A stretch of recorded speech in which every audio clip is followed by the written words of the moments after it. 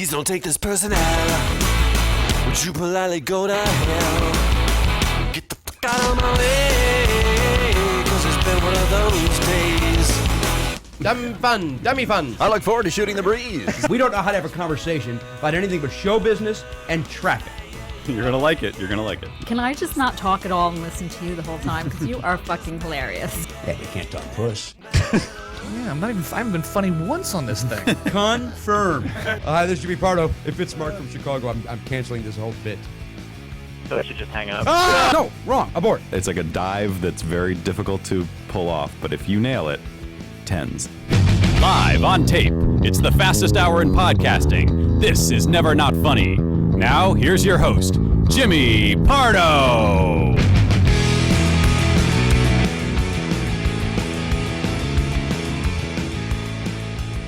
Hello, everybody. Indeed, welcome to Never Not Funny. My name is Jimmy Pardo. Boy, I don't like the way I sound at all.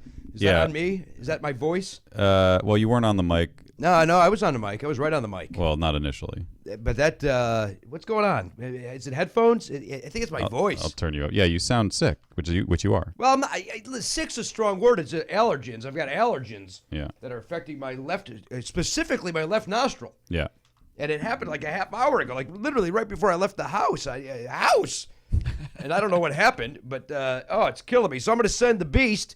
Damn it, Garen. Who's got money to give Garen? Anybody have money? I do. Yeah. Mine's out in my.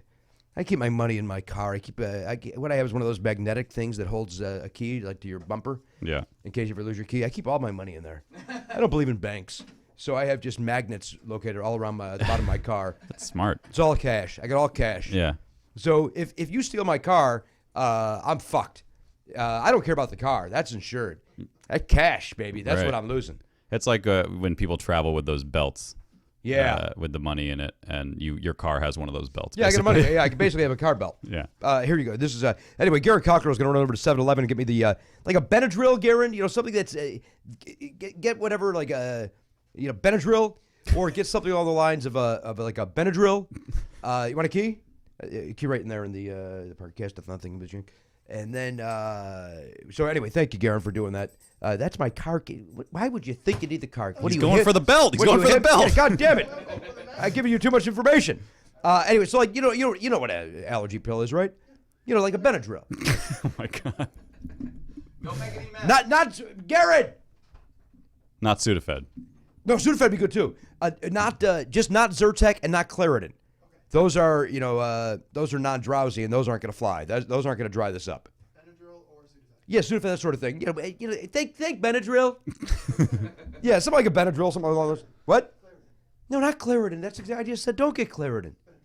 Benadryl. Yeah, something like sounds like he's doing a bit. Yeah. He's doing a little bit. He's off camera doing a bit. We appreciate that from that community. Anyhow, welcome back into the program. Yeah. Welcome into the program. Garen volunteered to go and get that prior to us starting, but we want to start. And because we are under a time restraint today. And so I wanted to get this thing going. Otherwise, I would have gone myself. I don't like sending Garen on errands. Yeah, and I already sent him over there to get that water. Cause Oh, did you really? I had work. Elliot and I had to discuss some You business. made him carry that over there? Yeah, I would have done it myself. I know you would have. usually do. So you already sent him there once, and then I just sent him back there. This, poorly paid intern. Yes. And we say intern really for legal purposes, right? Because if we said poorly, like if he's an employee, Right. we Then don't, we're breaking the law, probably. yeah, there's no question we're breaking the law. We're breaking the law, breaking the law, breaking the law, breaking the law. Who is it? Iron Maiden. Wrong. No, wait, let me guess again. Wrong. Wait, breaking the law. Wrong. Breaking the law. I'll know the band when you say it, but I don't know the answer. Black Sabbath. What if I never wrong? Motorhead? Can I give me insulting? Can I give you another one of the songs? Quiet You Riot. got another thing coming. You got another thing. Oh my God. Coming right ahead. Yeah, I know both of those songs. Why don't I know? Heading to the highway, living after midnight. Those two songs sounds exactly alike in my head. Sounds exactly alike in my head. My brain is telling me the Jeff Daniels band. That is exactly wrong, but I just had to say it. The actor Jeff Daniels? Exactly. Does he have a band? Does he have a band? I don't think Is he so. the guy that lives in Michigan? Who's the actor that lives in Michigan and does have a band? Is it Jeff Daniels? It might. Yeah, it might be. That Could be sounds him. familiar. The guy from Purple Rose, right? Purple Rose of Cairo, wasn't that Jeff Daniels? I never saw that. Garen? Oh, you never saw that? It's a great movie. It's not. So it's not Quiet Riot. I've exhausted not my Quiet Riot. limited knowledge of. It's a less metal band. I'm electric guy. Because I'm a green metal-y shit with the three-pronged crown. Boom, Look, you sang two that I know, and I can't pick the band. I'm your turbo lover. Keep going. No, just tell us. Judas Priest. Oh, Judas right. Priest. Yes, I should know that because, as I've said before, Oh, no, it's not on that CD. No, it's not on that CD. On that movie. the Sony Theaters sampler. No, no. Judas Priest was the band that was put on trial for causing two kids to attempt suicide, and one of the kids was named Belknap. Oh, is that right? Yeah, and that's why I should know that. Yeah, that's why you should know that. makes that perfect sense, right? I know all Don Pardo trivia, so Yeah, you have to. It makes sense. Walk through the world. There's a soccer player with the last name of Pardo. I know exactly what he's up to. It's true. Anyway, I apologize for my nose. It's really distracting and annoying at the same time. Probably more for you than for us. I mean, it sounds. Well, you're going to hear me do that from time to time, and I'm fine here. It's just this one nostril. Yeah. It's like I literally went past a rose and went, I stopped to smell the roses. Sure. And it just went right up that strill, and together they're nostrils. Singular, they're strills. Right? You got the left monostrill. Got the left strill, right strill. Yeah. Together, nostril. All right. I do like monostrill, but it stepped on everything I was doing. I apologize. I wanted to. It's all right. I wanted to embrace monostrill. Anyway, we had a great time at the Podfest over the weekend. We had did. a terrific time. Great time. It's the most. In fact, I was being mocked by other people that run shows around town. That I was there at all because I don't hang out. Right. I don't hang out. I don't. If I ever do it, if you are lucky enough to catch me in the right mood and I am willing to do a standing up comedy show, a 10-minute set, which I do. I hate doing those. Yeah. I demand I go first, and I'm out of it. Yeah. I'm literally gone by the time they say, how another big hand for? And then I'm in my car. And then admittedly, on the drive home, I go, hey, would it hurt you to hang out a little bit? Right. These are funny people. These are good people. You see good comedy, but I just, listen, life, baby. I'm coming up on 50. You know what I mean? Enjoy. Right? YOLO. Abundanza. Did I ever tell you about my Abundanza thing? I did. I told you about that when I was on a field trip. I don't think you did. A kid from another class. That was a catchphrase for a pizza. Yeah. Right. Abundanza. Yeah. And he was saying it on the bus and killing. People loved it. And so I saw him like later walking around the museum and I go, hey, Abundanza. And he goes, uh-huh. Oh, and I just Crushing. felt the fool. That may be. That was quick. Record time. And you got the drill, too. Oh, you're my hero. Okay. So what did you say? I wanted Clarendon. I wish I would have said. I was just so goddamn excited about this. Thank you, Gary. This is all right, so you got the 24-pack. They didn't have the single one of Benadryl, so you had to spend at 7-Eleven $45? $6.99? That's not that bad. Not too bad. All right, listen, I'm going to take that right on the air. All right. Right? Is that legal? Can you do that? Don't know. So anyway, I was getting mocked for how much I hung out, Right. Because I enjoyed seeing all of my friends. Hanging out with you and Pat, of course, and Rich Summer, who we had a great show, which is available, of course, now to you Primo subscribers. That's available as a bonus episode. Yes. Really fun show. Was. I made the mistake of volunteering to move to a smaller venue, which left people. I think some people got shut out. I think some people were turned away. I think some people. I know people had to sit in Indian style, Or stand. Awkwardly. And I thought I was being a team player. I thought I was helping out the festival. It turns out that we probably should have stayed in the big room. Yeah, there was another show that had a bunch of guests, and it seemed like, well, those guys should have a bigger room because they're bringing in all these people from television. And I also thought for them, you know what I mean? It was Cole Stratton for Pop My Culture. I also thought, you know what? They're bringing in these folks from television who, admittedly, maybe they're not as relevant as they once were, but you don't want to walk into a conference room. Right. Me, you, Pat, our buddy Rich, we could do a conference room. So I thought I was like helping out the festival. We'll go down to that small, the step down, give them the ballroom. And I guess I underestimated how popular we are. And at a podcast festival. I'm fucking dumb. You also underestimated how scared of you the organizers of the festival are, because instead of standing up to you and saying, hey, I actually think you're wrong. We should just be in the big room. They were like, okay, fine. Yeah. And they did it. And then they were like, that was a terrible choice, a terrible mistake. We all regretted it. We did, but I think. Well, I'm But sure. it I'm ended sure. up fine. I'm sure. Well, our show ended up fantastic. I mean, Yeah. it was the way comedy's supposed to be. Not in a conference room, but it's supposed to be in a nice with a low ceiling. Mm-hmm. The people, you're on top of them. You're communicating, and those laughs don't go anywhere but at you. Yeah. It was great. And Garen, thank you for going to get the Benadryls. Garen was there. The Beast was at the. He had a prime spot, baby, right behind a pole where nobody could see him. He could see us, and that's all that matters. That's all that matters. He was able to look things up on what is the internet from 10 years ago. I think that's the speed we were working on.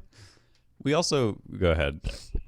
It kept cutting out too, so I kept panicking, like, "Oh, great, there's no more internet." But it would, It would come on sporadically. But you know what? I don't think you ever missed anything, right? Was anything ever missed? Didn't need him, actually, because Yeah. there were 100 people in the room that knew the answer to almost everything we said. So Yeah, that Cal Worthington thing, that caused a crisis. Anyway, if you haven't listened to that episode yet, and if you're not a Primo subscriber, now's the time to get on board. We do give out bonus episodes. That's an example of them. Yep. They're mostly live shows. In this day and age, they True. used to be every now and then we'll do a phone call or we'll do a stupid questions episode, but for the most part, they're live shows. And speaking of live shows, we got one coming up in Austin, Texas. Yeah. December 8th. That should be on their website very, very soon if it's not there already. December 8th, 3 p.m. Cap City Comedy. Cap City Comedy Club. I'm gonna be there on the weekend, Friday, Sat, doing some stand-up comedy with my buddy John Schabel out of Canada. He's a cat out of Canada. And but then on that Sunday afternoon, 3 p. matinee, Never Not Funny matinee, Texas. Now, Texas, we've been getting emails. Yeah. You've been asking, Texas, don't fuck this up. Yeah, get on that. Let's go. Matinee, baby. Middle of the day. I know you people love your football. I get it. You're dumb. You're from Texas. Oh, boy. But you know what? Take some time away. DVR the football. DVR the Texans. Right? I don't know. Who would they root for? Houston or Dallas, do you think, in Austin? That's a good question. Maybe they don't even care about football in Austin. Dallas is closer, I think, to Austin. Is that correct? I think they just root for the U of T. I don't even think they care about it. So they don't. There's no conflict. Who is that? Is that Longhorns? Yeah, watch your football on Saturday. Get Then we're good to go. Johnny football. Oh, in they're there. even worse. I remember when I was on a Oh no, plane that's with those A&M. assholes. Never mind. Yes. A plane full of those freaks giving me the horns in my face the entire goddamn flight. You know what? We're not coming. Let's make an agreement here. You keep those people at the stadium. You don't want to hook 'em horns? I want to hook up when I'm there. There's no doubt about that. Hook up horns. Yeah, I want to hook up horns. I'll wrap my cock around something else, whatever needs to happen. I call my cock a horn. Because every guy's got to have a horn, That's man. right. That's classic. That's classic. Never Not Funny. Anyhow, December 8th. Come on in. We'll of course issue that as a bonus episode. But if you're in the area, come on out. I don't know what ticket prices are yet. That's not my business. All I do is show up and talk. Pat will be there. Matt will be there. And so I'm going to recommend you be there. Be queer. So let's do this thing. Anyway, welcome into the program. What episode number is this? I got here late, and then I was so distracted by these freaking allergies. Did I take this one yet? Did I even take it? Yes, you did. Did you see me do it? Yes. We all saw me take this magic pink pill? Don't take another one. No, I think one more will tell me not to. One says don't drive. Two says sell your car. Right? Isn't that what they say on the box? It should, yeah. I can't sell my car, though. That's my bank. That's my rolling bank. Take the belt off and then sell it. All right. I love the idea of a rolling bank. They have those, Jim. They're called the... Yeah, Brinks trucks. Put the box down. What are they called if it's out the band Brinks? The brand Brinks. Armored car. Armored car, armored truck. Well, Armored We transport. heard a lot about those as kids. Nobody ever brings up an armored car anymore. They were exciting. They were, right? Yeah. Wasn't an armored car The idea exciting? of it, yeah. It's invincible. Is it just that we're jaded? Is it just that we're... I think it's that we're not kids anymore. It's not as interesting to an adult. I will say this about the blimp. I love blimps. You know that I'm enamored with the blimp. And my dream one day is to fly in that Goodyear blimp. That's my dream. Or the MetLife, or really any blimp that'll have me. Okay. You're not brand. I'm not brand. I have no loyalty to the No blimp. brand loyalty I like on the concept blimps. of blimp. Yeah. The fact that I could drive, whenever I drive down the 405, and the blimp is, tied down, whatever they call it, stationed, Yeah, I don't know. Down in Carson? docked in Right. Carson. It's 8 minutes from my house. Yeah. I see the blimp, not every day, but let's say every day. Mm-hmm. You know what I mean? I see it almost every day. I see it parked. I will say this: the first time I saw it parked over there, and it was like there, and Exciting. oh man, with the lights hitting it, there it is, baby. Right. Only seen it on television. Now it's ground level, eye level with me. Did you watch another Kojak last night? I did. God damn it. Did watch another Kojak last night. I go, oh, what did he say? You got to cut back on that. Oh, he goes, well, we'll do that. C'est la vie, baby. But you said, was it you or Pat that said it's like a happy dice clay? Was it you? It was Pat. What a great call. Because my Kojak is very similar to my dice, mainly because I'm not good at voices. But I see the blimp too much now, so I've lost the... I mean, I still want to fly in one. Yeah. But I no longer get the jazz when I see it. I mean, admittedly, and it's kind of like Danielle, like I still go, hey, there's the blimp. And by the time that sentence even is out of my mouth... But being in one is a totally different thing. I mean, can't that would wait. be crazy. I missed the boat once. There was an auction. Remember I told you? Did I tell you this? Yeah. $1,500 to fly in the blimp. You know, it was for charity. Right. And I just kind of went, I can't afford that. And maybe I couldn't, and maybe I can't today. Maybe that's frivolous. Maybe that's stupid. But I think if it's a dream, Yeah. maybe you find a way to make it happen. YOLO, baby. YOLO. Sure. I think you could probably... I'm sure it's expensive, but you could probably... Well, they don't usually do it. They're very... It's for a civilian to fly, it's got to be for like a charity event or something. They don't have... Podcastathon. It's a promotional. We contact Maybe we should have a press conference at the blimp to announce Podcastathon. Maybe, and hear me out. Now I'm gonna let you listen. We all know where it's held at the Acme. Yeah. Indoors.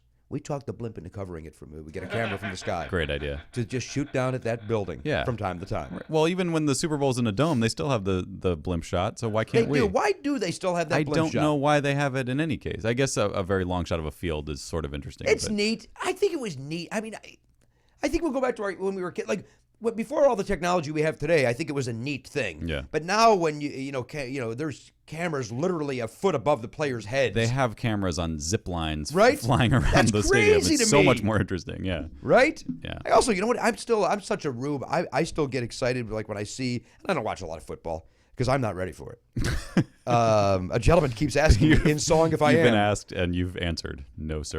When they show, fourth and 2, and they put it underneath the grid line, that sort of thing. That like where they superimpose the line, but they make it part of the field. Yeah. And the guy's running on top of it. Like Right. my little head goes, I'm fascinated by that. Yeah. Don't ask Elliot because he will explain it to you in detail. But I'm going to say rhetorically, how do they get it so that it doesn't go over the players? Right? It doesn't go. It's under the players.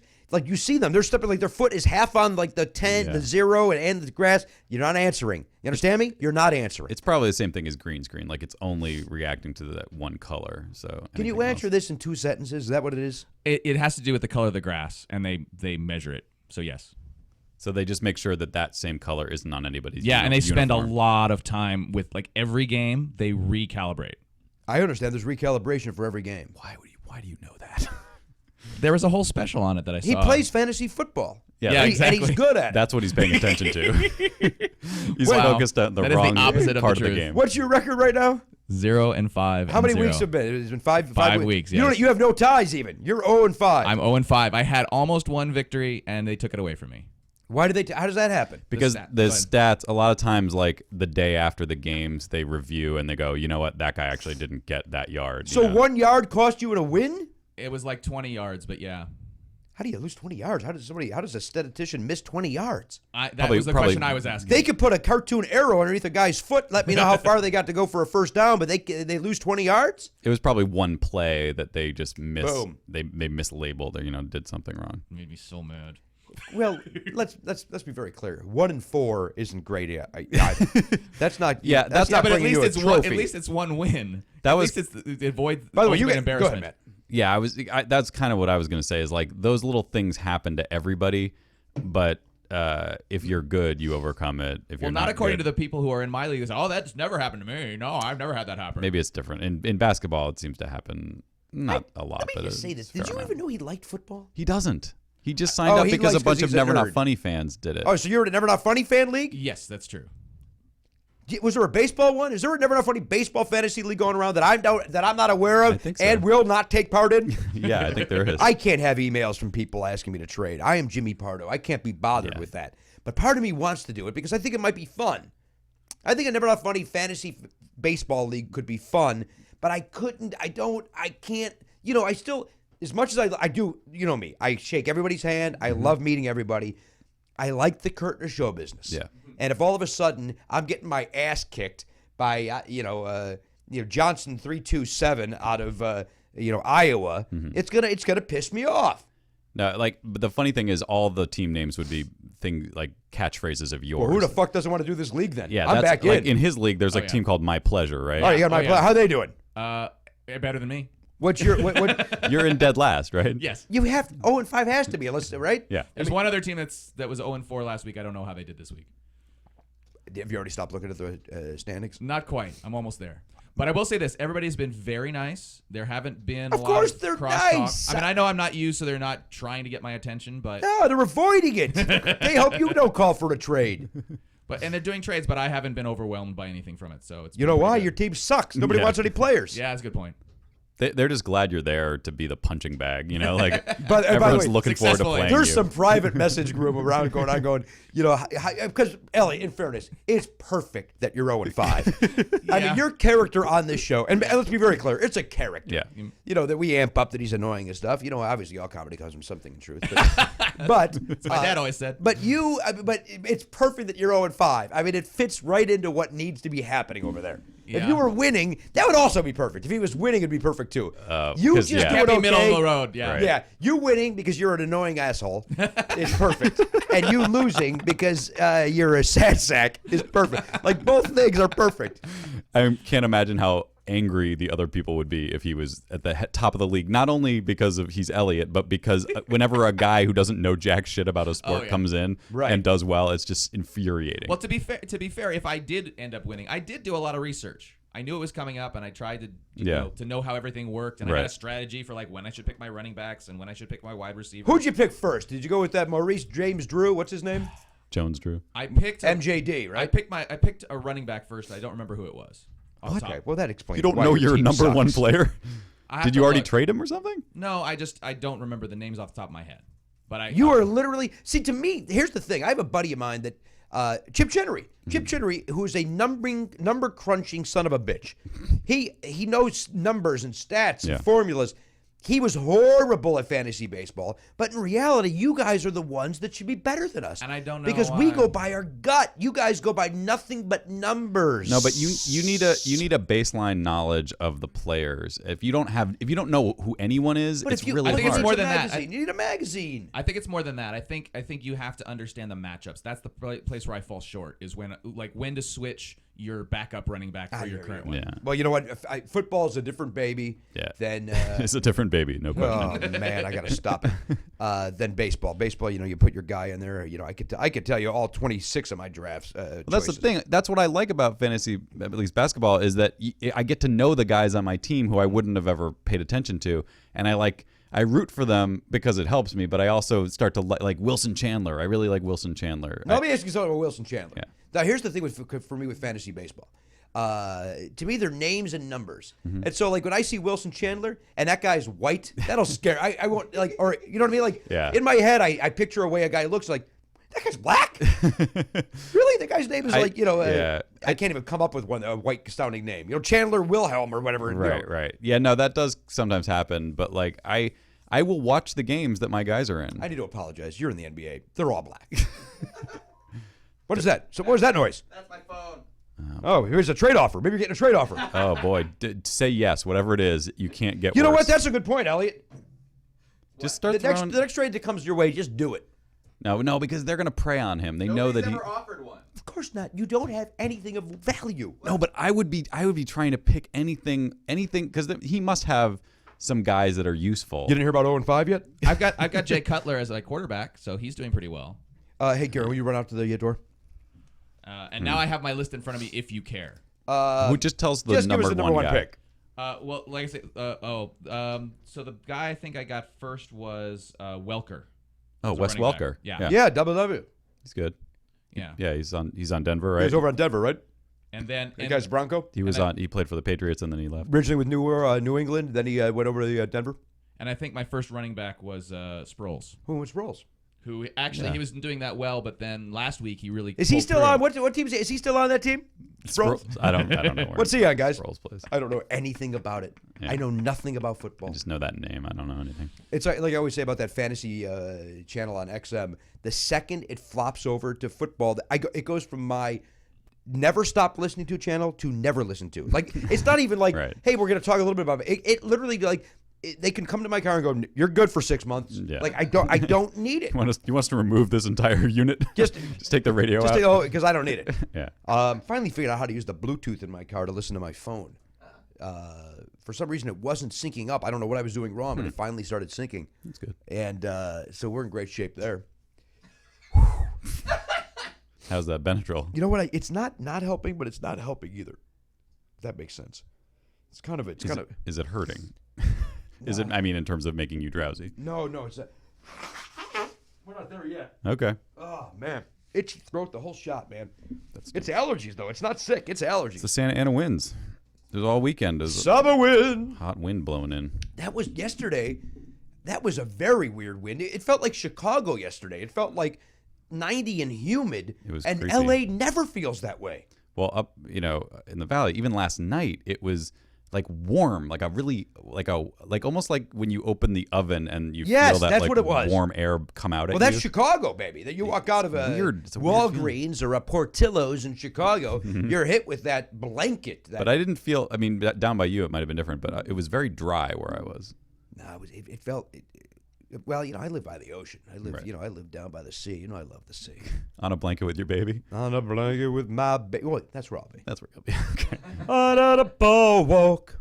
We'll be under the sun. Under the boardwalk. That can't be the lyric. Nope. We'll be under the sun. None No. of it. Yeah, you can be under the sun. You're out of the sun. You're under the boardwalk. Under Seeking the shade. boardwalk. Boardwalk. Who puts that song on today? Like, who pops in the? That's from the 50s. Is that 60s? 50s. What's under the boardwalk? That's 50s. Got to be 50s. I was I think a freshman in high school when I went through my 50s phase, where I enjoyed listening to songs from the 50s. Yeah. Well, when Stand By Me came out and I was 12, I was like that kicked it off because that soundtrack was all 50s and I loved it. And then, but now, could you I don't seek it out. songs from the 50s? We got that channel on XM. I listen to the 40s, 60s, 70s, and 80s. 50s and 90s, never. And the 60s Wow. pisses me off too. The 60s, too much Motown and doo-wop for me. When I think of 60s, I think of Woodstock, man. I think of hippies. I think That was the end of the decade. That's There was what- there then was you know what? 9 years before that. then give me 67, 68, 69. Give me the Doors. Give me. I know you hate them. I don't know why. I don't know what your anger is at the Doors. It's not anger. I just don't care for it. None of it. I think when I was a kid, I first Riders on the Storm goes on the radio. You don't hear the tinkling of the keyboard with the rain noise. no. You gotta love him, man.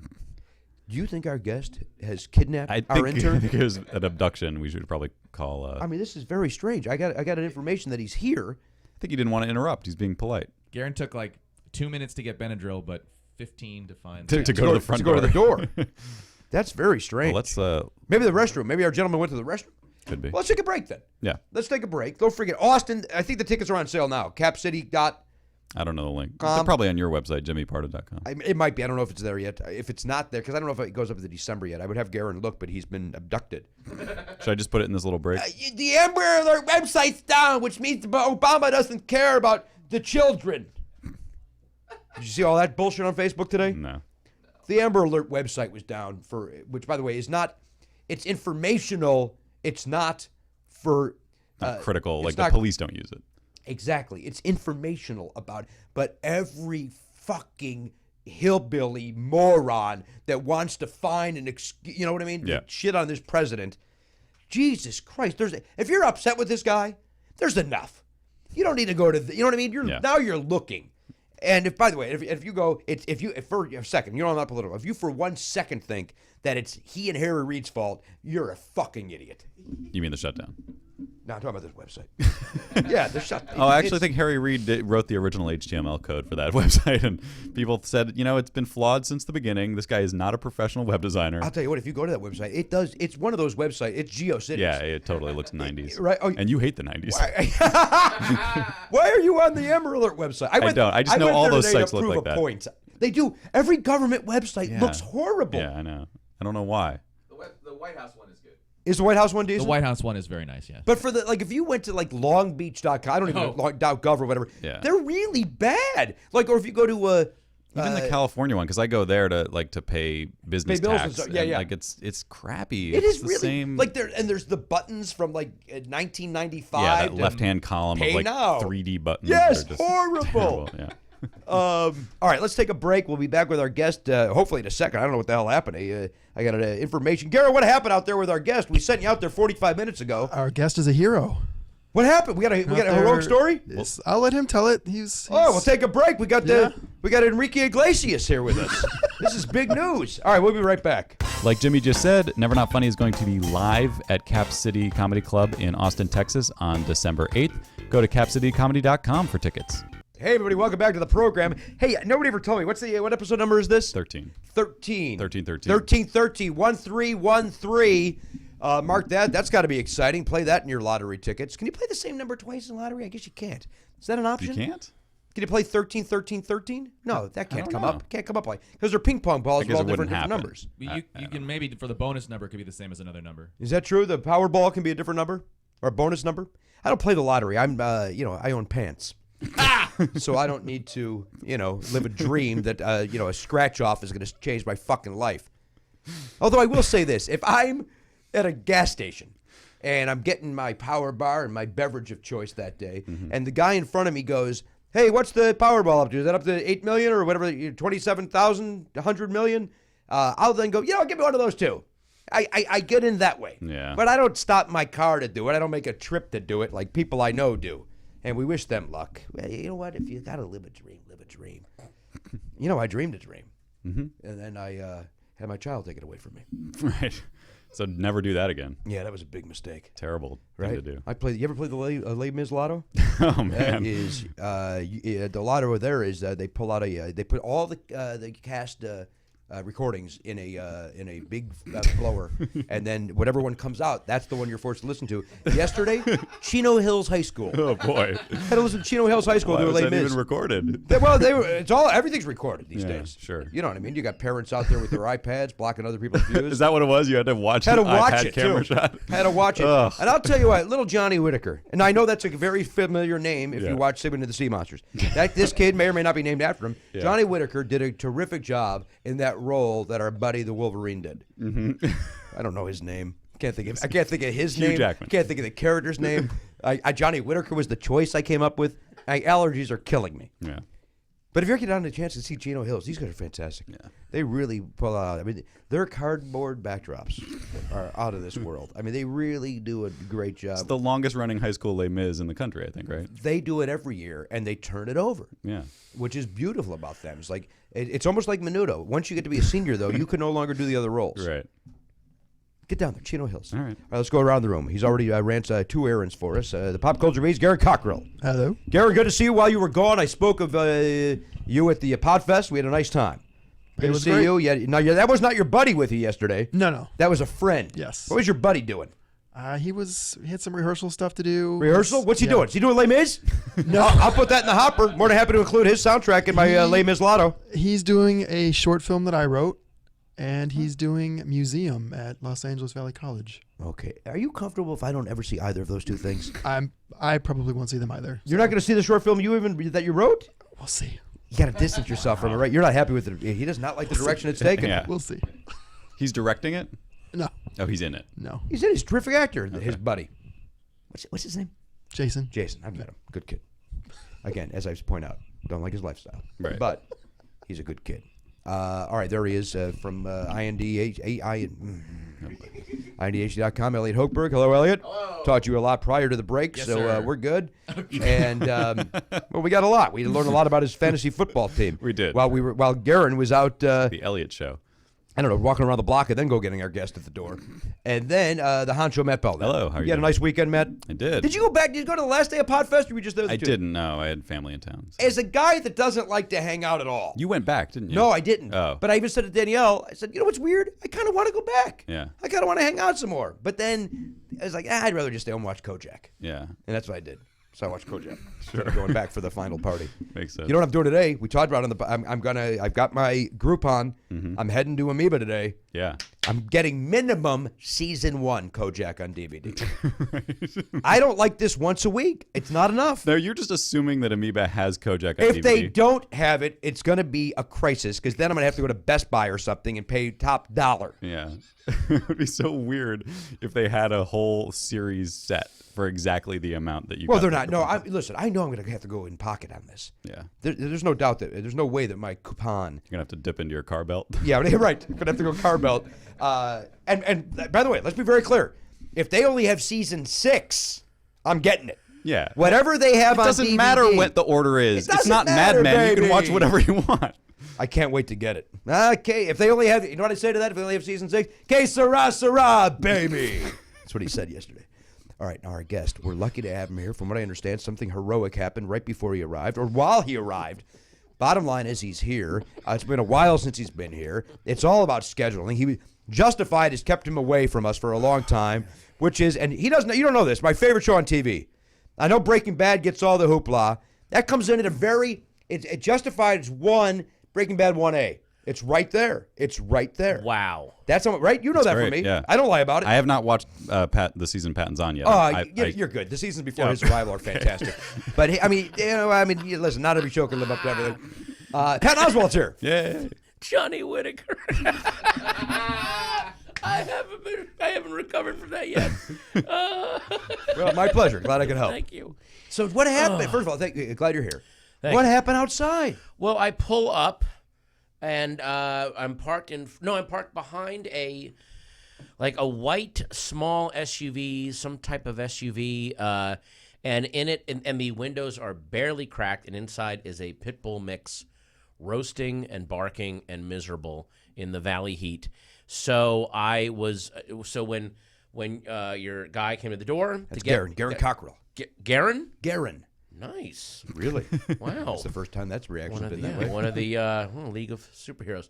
And I said, "Is this anyone's car or dog?" And he said, "No, I don't know." And I go, "Well, look, so I walked. I go, just give me a minute. I just want to walk down to the coffee shop and see if this is somebody's." Oddly enough, 2 of the location and property guys from Justified were sitting out front, having their coffee, saying, we're starting next week. Are you coming back?" And I said, "I don't know. I'll be the last to be told." And if you have allergies, Jimmy, you would be miserable on Justified because we go up and film in Fillmore and in the Valley, and there's all these particulates in the air, and everyone, you get so sick doing that shit. I don't want any casting director that wants to put me on Justified to hear what you just said and think I'm not available. Because I'm available. I'll go through it, Benadryl drowsy. You'll put a Bane mask on. Whatever you need. Yeah. That's right. Okay. I don't do impressions. So I go into the shop, and I didn't want to stand in the middle and go, "Does anybody have it?" So I just went to the cashier and said, "Hey, do you know?" Because it looked like there were a lot of regulars in there. So I said, "Hey, and I described the car and I described the dog, and he said, "Oh, it's her." He pointed to this girl talking to her friend at the counter. She works here. She's just dropping in to get a drink. And I said, "Oh," I go, "Well, I said, your dog looks miserable. Like, it doesn't look good." She goes, "I know, I'm just catching up with my friend. So, but thank you so much." But and it's that she went into that kind of cutesy girly voice that you realize is covering just a Titanic horrible person. Yes. And they've learned to do that kind of it will be so cool if I could just park here. And I know that it's like handicap parking, but I just want to go in and just get something. So, okay, thank you so much. Bye. And then I said, well, and I said, I hate to be a busybody, but that dog does not look good. She goes, "I know, we're just gonna finish the story and then I'm gonna come right out." And I didn't, and I was so in my head, I went through all that. Like I went back to the Kenyan speech by David Foster Wallace. Like maybe something's going on, or she's comforting for her. I don't know. Like I don't have enough information to just unload on her like I want to. But all I left it with was, well, then I hope it's a short story because the dog does not look good. And then I gritted my molars and walked out, and hopefully she is driving away. But again, from the minute I walked away from her to the minute I walked in here, I was just thinking of all these horrible scenarios that I would have gone through my head. Like, how about I just lock you in your car and I'll just crack the windows and I'll bring the dog in here and give him some waters so he doesn't pass out. And then I'll chat with this guy from Justified about the season, and we'll be out in 10 minutes. 10 minutes, you'll be fine, right? I'll crack the window. Like, sorry. You, if I may, can I tell the? Please do, because I want everyone to know how Jimmy Pardo handles that situation. No, yeah, that would have. Because this happened. This happened to me, and I've told the story before on this show, and it's you'll hear the tail end, the end quote on this. I wish it could be a T-shirt. This was at the Beverly Connection, not the Beverly Center, Beverly Connection, and is it a Baja or is it a? Baja. It's a Baja Fresh. Yep. And my wife and I, there was a soup plantation there. Oh, there still is. We were going there. Is the soup plantation still there? Yeah, they moved locations. Oh, okay. So we parked in that little like auxiliary lot that's right where the Baja Fresh. Right where the I know exactly. 9 cars can fit in there at the most. Yeah. Where at some point paid that over and put a couple stores there because it's not helpful at all to have parking there. In fact, it fucks up traffic on Los Angeles. Right. So we walk in and there's a white Mercedes SUV, windows all the way up, dog going bananas inside. It was a poodle. I don't remember what it was. I feel like you told me it was a Chihuahua. Like a tiny. It was white. It was tiny and white. It was so it can't be Pomeranian. Chihuahua. Yeah, maybe. But tiny and and dying. Right. So Danielle and I it's like, well, we're gonna, and I was like, no, we got to find out we got to find that out. So, just like you. So we pop into Jamba Juice. Nobody in there has got the white. Right. So we go into Baja Fresh, and I said, does anybody here have the white Mercedes SUV? And this Beverly Hills tight-faced woman, right? Sitting at her thing, eating her burrito, goes, that's mine. And I said, oh, okay. I go, then you know what? Very kindly, I said, then you might want to get out there. Your dog. I didn't judge her. I didn't say anything. Right. I said, you might want to get out there. Your dog's going crazy. And then she says, I forget what she said. She said something. I don't remember that part. She says something to me. And I said, well, maybe. She goes, okay. I think she might have been like, okay, I'm finishing my lunch or something like that. Right. And I said, right, but you might want to get out there. And again, I'm not announcing to everybody. Right. You're killing your dog. Right. I'm saying, well, you might want to get out there. Like, I'm not saying maybe the dog's just barking. Maybe it's bothering people. I'm not even saying what's that. So I said, you might want to get out there. Your dog's going crazy. She makes another excuse. And I go, look, your dog is, you got to get out there. Your dog is dying. She says something. I go, crack a window, you high-end cunt.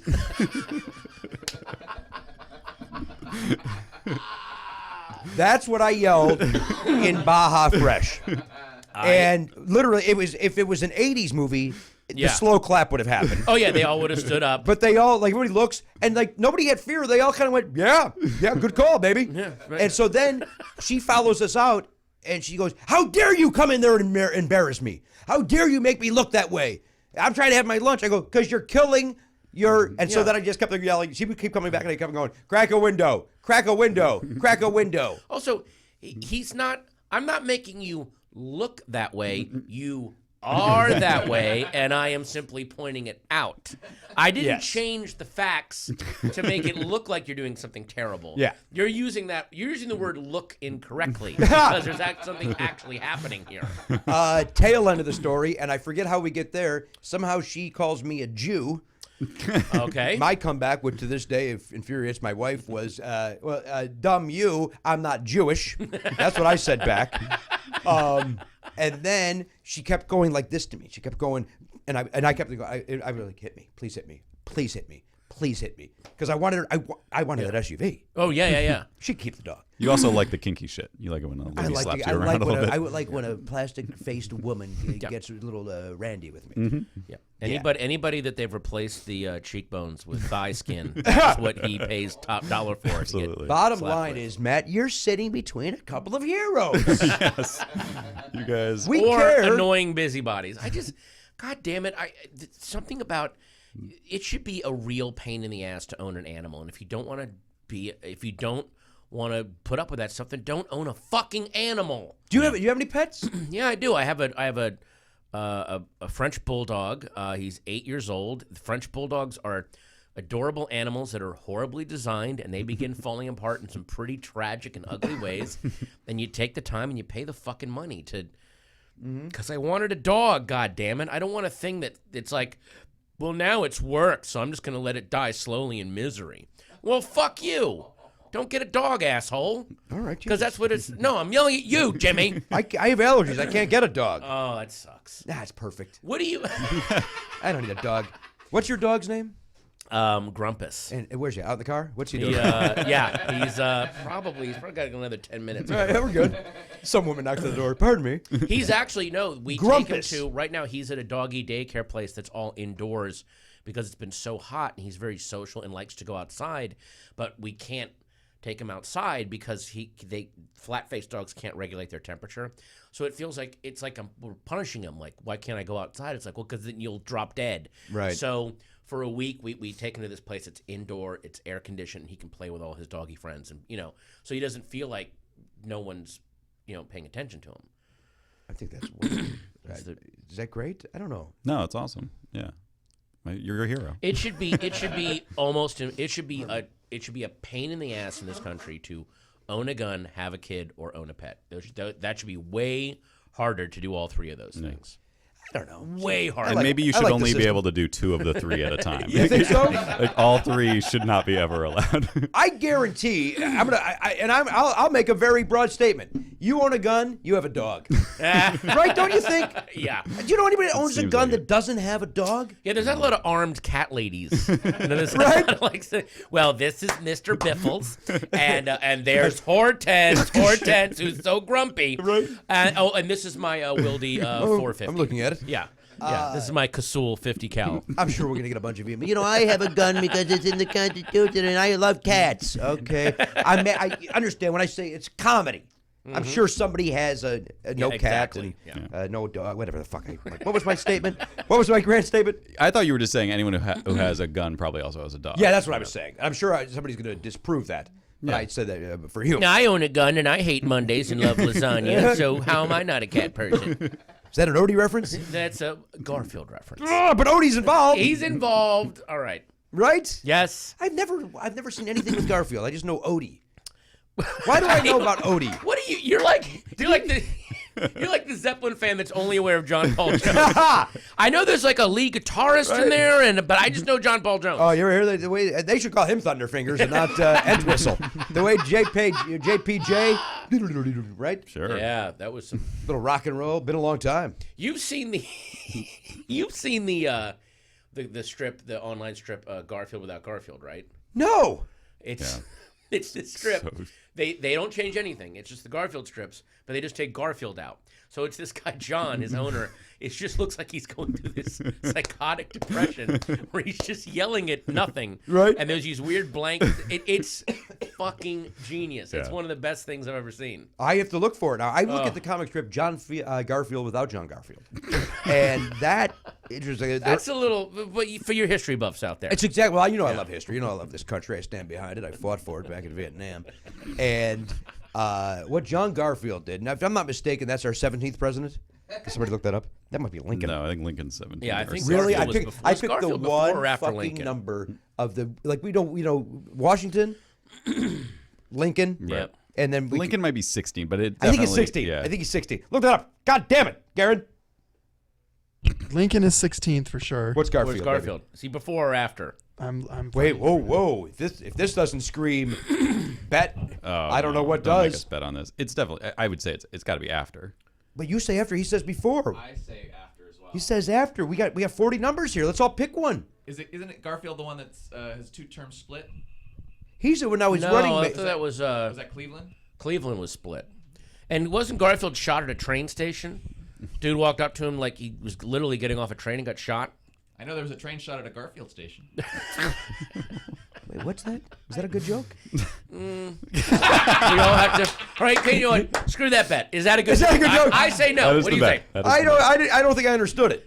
You just switched the words. He It just was did a little kinda funny. flippity flop. Yeah. You know what? Not nice job, Elliot. It was in rhythm. It was in rhythm. It did have it. very nice. You know, it's that's my. How theory. hard is it to find a list of presidents on the internet? Is that I got a it. thing? What?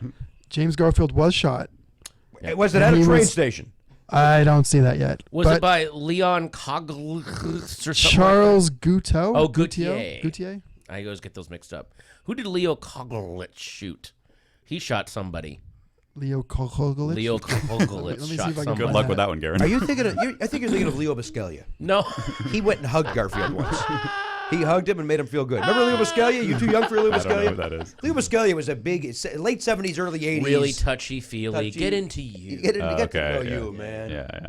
He was a go-to reference for me, like with teachers and stuff, to let the teacher know I'm a little sharper than the rest of the kids. I'm going to drop a Leo Biscaglia reference on you. And if it gets really hairy, I'm going to throw in Khalil Gibran. I'm ready. All right, now listen, Ready. I wasn't that sharp. I wasn't you. okay. I go Leo Biscaglia. The other kids look sad, and then you come in and trump me with that thing, and I look like the fool. So I don't like that you did that. Sorry. I'm not that upset. What do we got? Garfield comes in at what number, sir? 20. 20. So it is after Lincoln. Who said before? That was you. I said before, I was wrong. You're off by 4 But the presidents. thing, here's what throws me, is because he was just shot.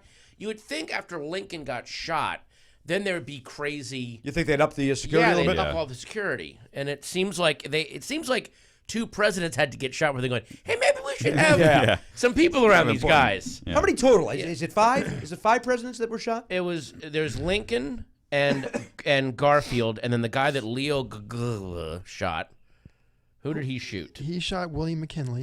McKinley. Billy Mack. Elliot found him. It's Leon Koglitz Coglitz or something like that. Czolgos. Who I portrayed in an episode of Reaper. Wow. The soul of Leo Koglitz is brought back from hell, and I play him. Reapers. Who's the star of that? That guy's a good actor. He was from some other show. Yeah, and it was two guys that were on the show, Tyler Labine and another actor, and I'm blanking on his name, but it was and then the guy from Twin Peaks Yeah, that's what I'm thinking of. was the devil on it and was What's his really name? good. Right. William Devane? No, not Billy D. No, Billy D. William Devane. I was taking a guess. What is that guy's name? Ray Wise. Oh, yeah, Ray Wise. Wise. So who's William Devane? He's just, For God's Was he on sake. Dynasty or something? 24, Dynasty, Bad News Bears and Breaking Training, yes. Marathon Man. Pardon me. And he had his teeth replaced with urinals, giant white. The biggest white teeth you've ever seen. Those are all functioning urinals. Does he look a little like... The best fucking picture ever painted. The best picture painted ever. Because they're big teeth. I guess big and white. And then he throws in they're functioning. They So you were- want to go ahead? Billy D could doesn't mind if you actually- take a squirt in his That's face. go right ahead. He welcomes it. Guys loves the waterworks. Right? What a joy. Patton Oswalt's our guest. He's taking time away from not knowing if Justified's picking his contract. That's true. Yep. But he's out there saving the world in the meantime, saving the world one dog at a time. One dog. First they came for the dogs, and I said nothing. See, that's how I think of it. Yeah, good call. Oh, Pat, I apologize. My allergies are going. What are you allergic to specifically? Something hit me today. Literally, I said 1 minute before I was leaving the house, something got in my left stroll, and it's driving me bananas. Do you live in the valley? I live down south. Whoa, buddy! Oh, God. Does that help? No. Oh, What a dude. mess I am. I think it's these Sandy Annies. Yeah, I think it is. It's all this stuff is kicking up in the air. Oh. Wow. You know, In the Air tonight's written about a guy. It's good. Phil Collins saw a guy drowning. He didn't help him. That's what that's about. It's great to be on the Doc Holliday podcast. You want a little handkerchief dipped in lavender while you cough up your lungs? My God. Did anybody see that snot come out of my nose? Was that didn't. visual? No, Was that, I No, thank God. You did not see it, right? No, I don't think Thank God. That was embarrassing.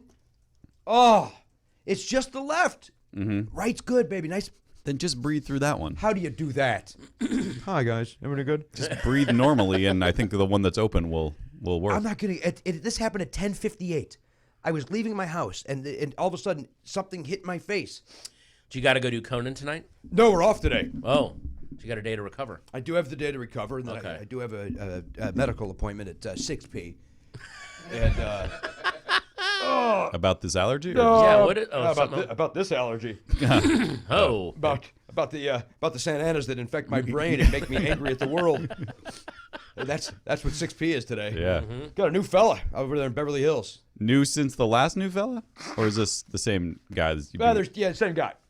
Couple months you've been going. I've been seeing this guy for a couple months. You're going through shrinks like Steinbrenner. You just like keep fucking bringing in new guys. No, but I had a lady for a long time, and I very candidly on this show admit that I was not very candid with her. I was not comfortable revealing my inner secrets to a lady. Very honest about that. I couldn't. You're very old-fashioned. It's the 40s, and I don't want to swear in front of you. But you know what's weird is that I wanted a woman because I thought a woman would be more coddling and it would make me feel better. Right. But then as you dig deeper, it's like, do I want her to know I jerk off 7 times a day? Should she know that about me? Will she, as a lady, be judging me? Well, I mean, you were jerking off in front of her, so she might have been okay. Well, then she said, how many times is that? I go, this is 1, glug. Get ready for 6 more. I had a shrink once that went to one of my shows and then showed up at one of my shows, and then the next session he was like, so let's talk about some of your jokes. I was like, you're fired. Right, cut him loose. Nope. That's the one off limits. That's a therapeutic good thing I do. I don't need that shit analyzed. Right. I need the 23 hours and 15 minutes I'm not on stage analyzed. That's where my problem is. Yes. The stage is the one place I'm in control and everything's fine. In control, comfortable. Yeah, if we start picking that apart, I'm doomed. Right, I 100% agree. Yeah. That's the one little hour that the world doesn't matter. Yeah. It doesn't matter. Fucking leave that alone. Yeah, stay out of it, lady. Yeah, it's like when you're at the gym and a friend of yours is suddenly there and wants to like work out with you. I'm like, no, this is the one time I want to put the headphones on and block it all out. Yes. And just rip this horrible doughy meat sack apart, heave this thing up onto the treadmill for a 45 minutes of futility without talking about. I also hate it when this happened. Here we go. This happened like 2 weeks ago, and again, the guy that did this had no malice in what he did. He had absolutely no. He was being helpful in his mind, but God damn it, just think this shit through before you do this. I've started hiking and running, like a combination of hike and run, and again, it's not paying off yet, but God damn it, I'm gonna stick with it, and hopefully, And I was telling this guy that I know, I was like, yeah, I'm starting to like run a little bit more each day around the reservoir. He goes, running is the worst thing for you. See what I do? If I've just said, here's this thing I'm starting and it's helping, keep your fucking mouth shut. Shut it down. Just go right ahead. Keep your don't yes. fuck. It'd be like whenever I would buy like a self-help book and it would be on my table and a friend would come in and go, oh man, that thing fucked me up. You know what? At least let me have a fucking run at it. Right? Yeah. Unless I'm bitching to you about it, let me just have a run at it. It was like this guy. There's a dude. He writes a column in Scientific American. His name is Michael Shermer. And again, he means well, but he's one of these fucking skeptic assholes like the amazing Randy. I'll show you that I'm debunking these magic tricks. Great. We knew they were all fooling us. It's all entertainment, you idiot. And so he did this whole thing about, that shit Airborne that you put in the water and drink. And I would take it when I go on planes. I would drink a cup of Airborne and I wouldn't get sick. And then he did this whole column about, they actually have done a 10-year study and it only works because of a placebo effect. It actually doesn't have any actual... Okay, stop. So if it was working as a placebo, then how about shut your fucking mouth, right? Because it was helping people. Right. But he is the guy, it's the day before Christmas vacation. You didn't give us an assignment over the teacher. You said you were going to give us all an assignment. Shut the fuck up! Shut up, Andy. So, and also in the name column, Andy? Michael, who's that? In the column, he was literally, what he was saying was, this thing works. But only in people's heads. Yeah. Well, then shut the fuck up. I agree. It was helping people. And by the way, no one was saying it's a cure for cancer. It's a cure for, I'm traveling and I don't want to get sick. Right. So here's this thing, I put it in water. Well, it's only placebo. By the way, I'm going to jump on board with that. It worked for me every time. Yes, it worked. Well, until now I it read doesn't. that. Yeah, exactly. And I didn't give a shit. And I would even say to Danielle, she would say, does it work? I go, I don't even care if it's a placebo effect. Yeah. If I'm thinking it's working, it's working. Oh, shit, wait a minute. Am I just as implicit an asshole as him for you have revealing spread that the I virus. read Yeah. that fucking article? Like, why didn't I keep that shit to myself? But I'm so angry at him No, for putting you're right that out there. Nah, you're right to But I expose feel like him. that story got out there. It did get out. I didn't hear about the article, but I definitely, like a year ago, people were like, that's just bullshit. That doesn't do anything. So it reached me and ruined. Works. Yeah. I had my wife went through a really bad depression a few years ago, and so started seeing a shrink. And this guy was great. And now I see this same guy because of this single thing that he said. This is why he's my guy now. She started seeing him, so he put her on a new antidepressant, and she saw him a week later. She was seeing him every week, and she said, well, I know that antidepressant doesn't kick in for 6 weeks, but since taking it last Tuesday, my mood has improved, but I know that it's fake. And so what? And then the shrink goes, you want my honest opinion? She goes, yeah. He goes, who gives a shit? Good for him. And I was like, give me his number. I'm going to go see him. Yeah. So I agree with that. I am here to make your life more livable. I'm not here to show everyone how fucking smart I am all the goddamn time. Where's this guy located? Because I like to go through shrinks the way Richard Lewis does. When you throw this other guy aside, and he will get cut loose. Yeah, like a used Kleenex. You come to me, I'll let you know this guy's. I'm looking forward to it. I went to the doctor last week, and you know my doctor, Dr. Vinny Bombazzi. Yeah. And I did not have a strep throat. I did not have an infection, but I even said, she goes, well, it's still an infection, but it's viral. I can't give, we all know that story. Yeah. But I even said to her, I said, give me something.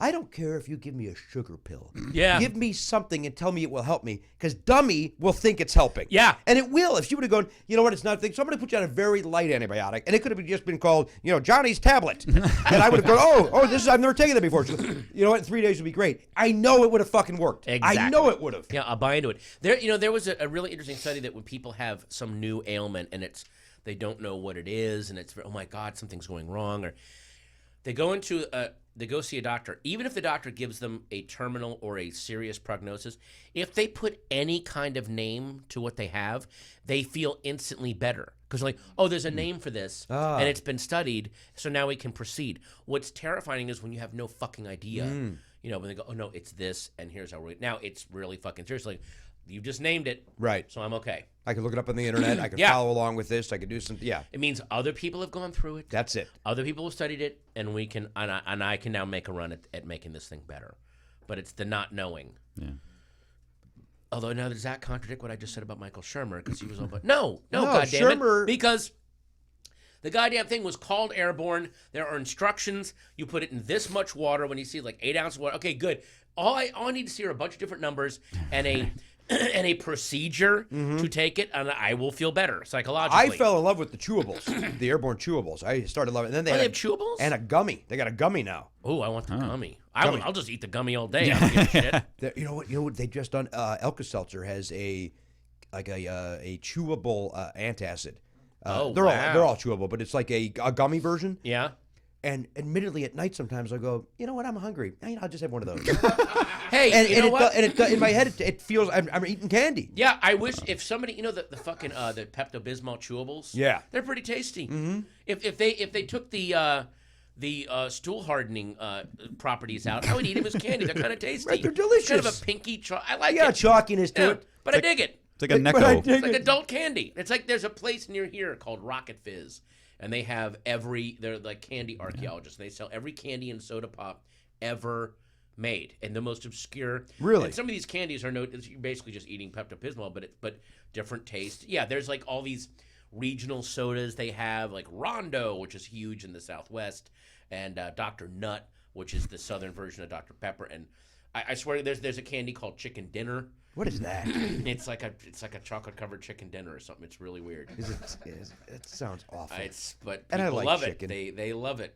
People swear because it's these weird childhood memories. Like Necco wafers are goddamn awful, but there's people that swear by them because that's what I had as a kid. You love them, and it's comfort food. I did have them as a kid, but you know what? I turned on them at some point. I wanted to punch the guy in the mouth who threw that in my Halloween bag.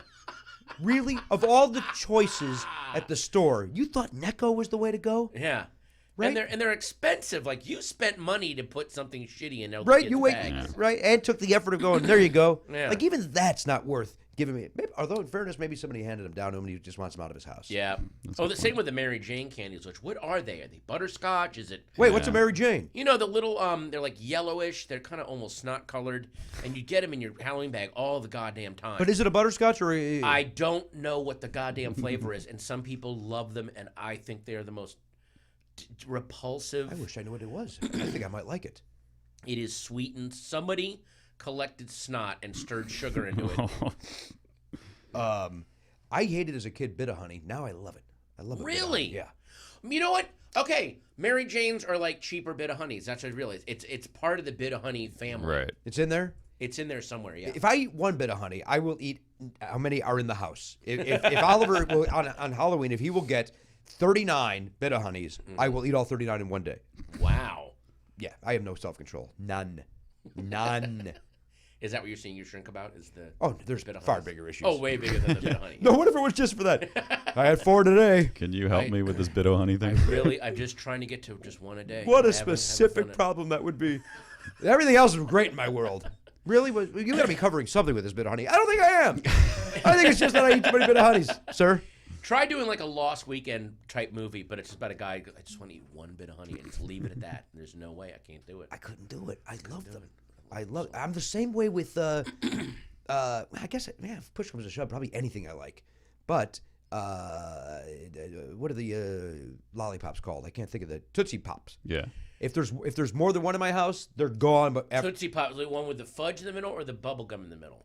Fudge. Bubble gum can kiss my ass. That one sucks.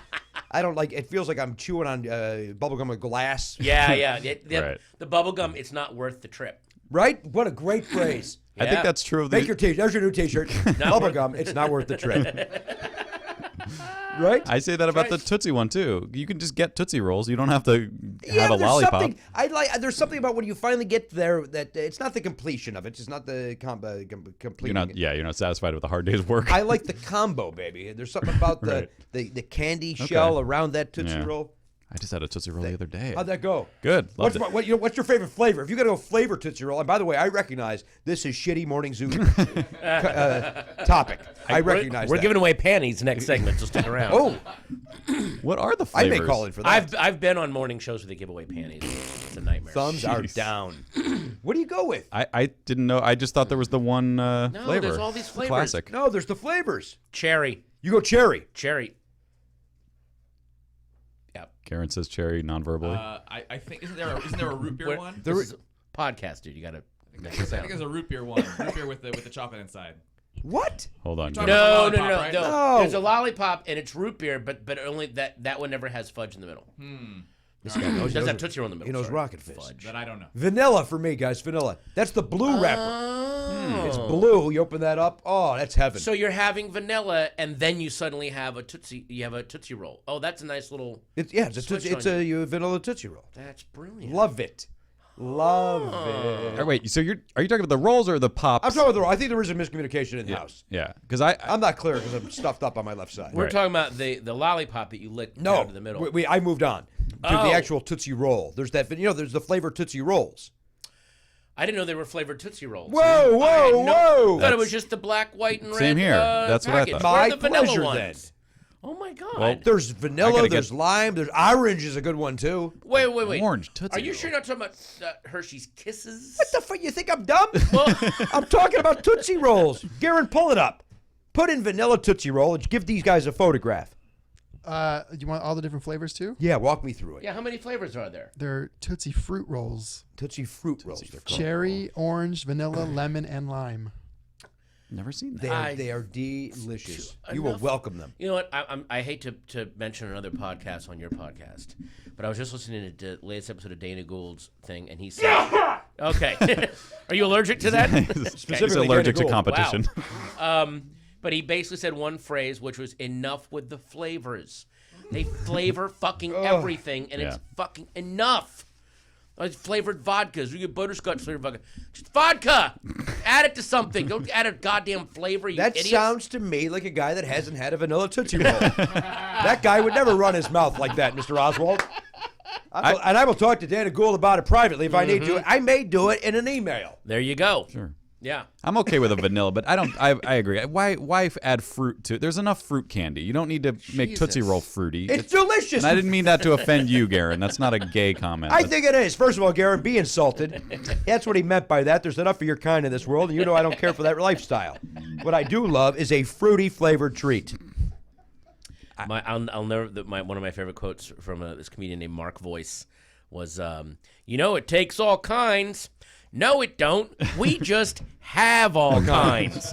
We could do it fine with one kind, but that's not the situation we're living in. Was that one of those bits where the guy would they throw that as a catchphrase at the end? He would say, "Then this happened. It takes all kinds." Would that be the? No, he would just start off cold. He would just go, because he would just do the jovial, and then he would crank it the other way. Okay, he went the opposite. He flip-flopped it on me. And my other favorite line of his are, What are old people cooking that stinks so much? It's not a bad line. Which is like, that's you true. know what? Yeah, you know what? There you go, Mark. Yeah, you're good. Is this gentleman still doing comedy? He is still doing comedy and does a podcast. Sorry, I shouldn't. What's his name? Mark Voice, Voice. Does he live here? Lives in L.A. Why? Not only have I never met him, I've never even heard of him. Oh, I'll hook you guys up. He should come. Oh, okay. I don't know. You've quoted two of his things. I'm one for two. Yeah, well, let's not ruin the mystery. You know, I met over the weekend for the very first time, Jake Johansson. What? Isn't that good? Wait a minute. That the first time you've ever met him was this weekend. We both agreed it's insane that we've never met. That does not make sense. Isn't that weird? That does not make sense. Very odd. That's like Spider-Man and Daredevil meeting like after 30 years. Yes. Aren't you both in New York? I know. We're always right. like, it's weird. Don't you both fight like the Kingpin? I know. We've never met. Our paths never crossed. Never crossed. Is he going to do the podcast? Listen, we're in negotiations with Jake's camp. We're gonna try to get him over here. Jake Johansson is so funny. He is such Right? an amazing writer. He's a terrific stand-up comedian. God. Yeah, he's one of those guys. He's one of those guys that when you watch, you just go, you're happy because it's so funny, and then B, the part of you as a comedian just goes, I gotta write better than I'm writing. There's more. I'm not exploring every angle. That's it. What a great. That's the best way to put it. Every angle. He did a Letterman spot, still one of the best spots I've ever seen, where it was all one bit About the kid in the Midwest who got his arms torn off in the thresher.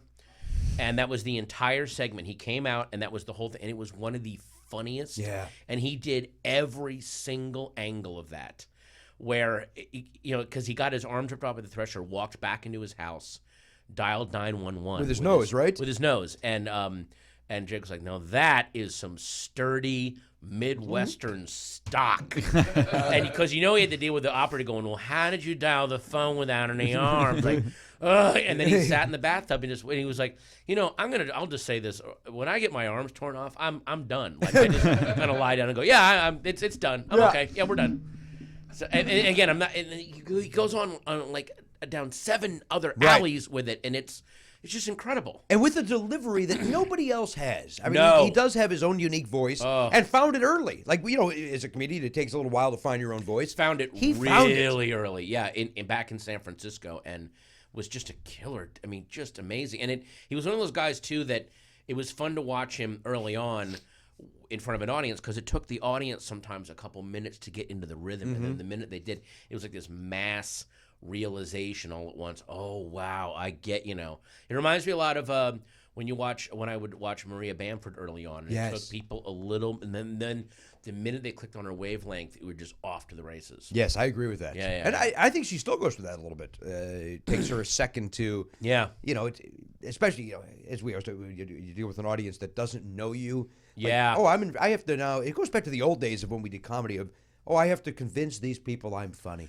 Oh, yeah. It's like, I'm here. And when we started out, we had to convince them cold. Ice cold. There was, they would like turn down, the Leonard Skinner song they were cranking. And then now Jimmy Pardo. And you had to go up and just do the... Well, first of all, thank you. It's Pardo. Yeah. I would have to correct that guy, because God forbid. Yeah, and then the people in the audience go, well, this guy's kind of an asshole. Right. Yeah. And what the fuck do we care what his name is? He's in a bar in Oak Lawn, Illinois. Yeah. Nobody, but it was so important. I would correct it. It was infuriating. Yeah. But nobody was leaving Portsmouth, Ohio, going, "What was the name of that guy? Yeah, who was he? Oh, he's in Youngstown this weekend." Yeah. Nobody. What the fuck did I care that they knew my name? But you did. It I was did. this weird little sting that happened all the time. Pat Francis has the greatest story about that. About the guy says, "What's your intro?" And he goes, "It doesn't matter. We're in a one-nighter. It doesn't matter. Just say my name, Pat Francis." The guy introduced him. "Please welcome Frank Kirkpatrick." Not even close. Blaine Capatch told me one time he was brought up as I forget where it was, but he was brought up as Blink-a-Batch. What? Ladies and gentlemen, Blink-a-Batch. In fairness, why would it be Blaine Capatch? Yeah. Is it Bling? Literally was Blink-a-Batch, like one word. Blinka, and then Batch. Blink-a-Batch. Here he comes. Blink-a-Batch. Blink-a-Batch. Which, by the way, doesn't that sound like a weird special you would get at like either at a photo mat or a come on in and Blink-a-Batch. Get the Blink-a-Batch. Get the Blink-a-Batch. Yeah. 12 for $1. Blink-a-Batch. By the way, that's it. Look, Google that, Garen. You're going to see that's a terrific value. That is a good value. Blink-a-Batch for $1. That is a terrific. Well, at Comedy Factory Outlet, I had to host a Buck-a-Yuck night, which was 6 comedians for $6. And those were the weekend shows. And where was this at? The Comedy Factory Outlet in Baltimore, Maryland. And was that good or bad? I don't. It just depended, because what happened on Buck-a-Yuck was that was their way of they would just pay. You're fooling the audience. Oh, you get 6 comedians. But what they didn't tell you was there was usually a really solid headliner that would go up, and then a lot of guys that were barely open micers. That were getting paid shit, but there were 5 of them.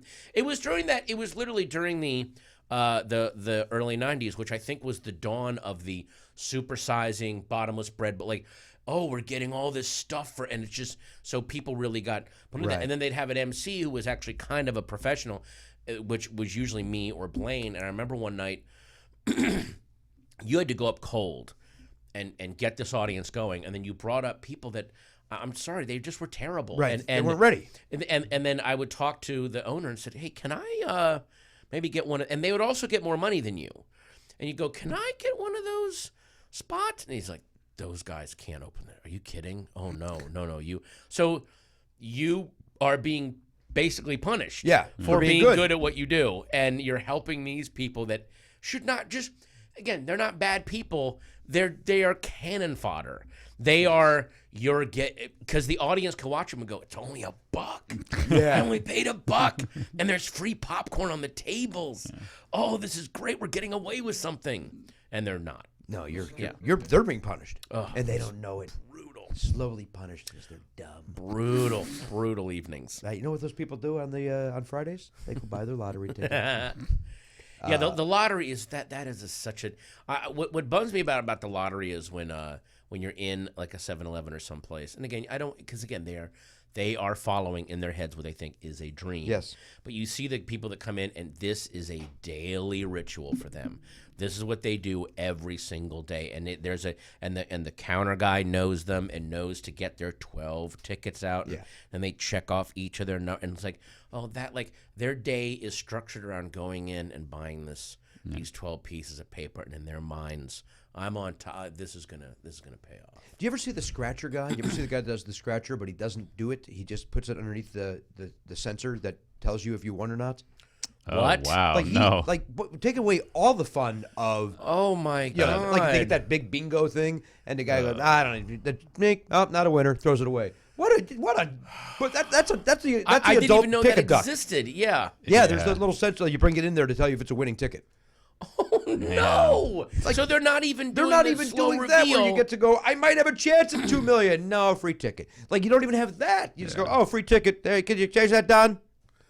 Maybe they can't afford the coin to scratch it. They're just like, you know what? You're right. These are paper money people. That's a good point.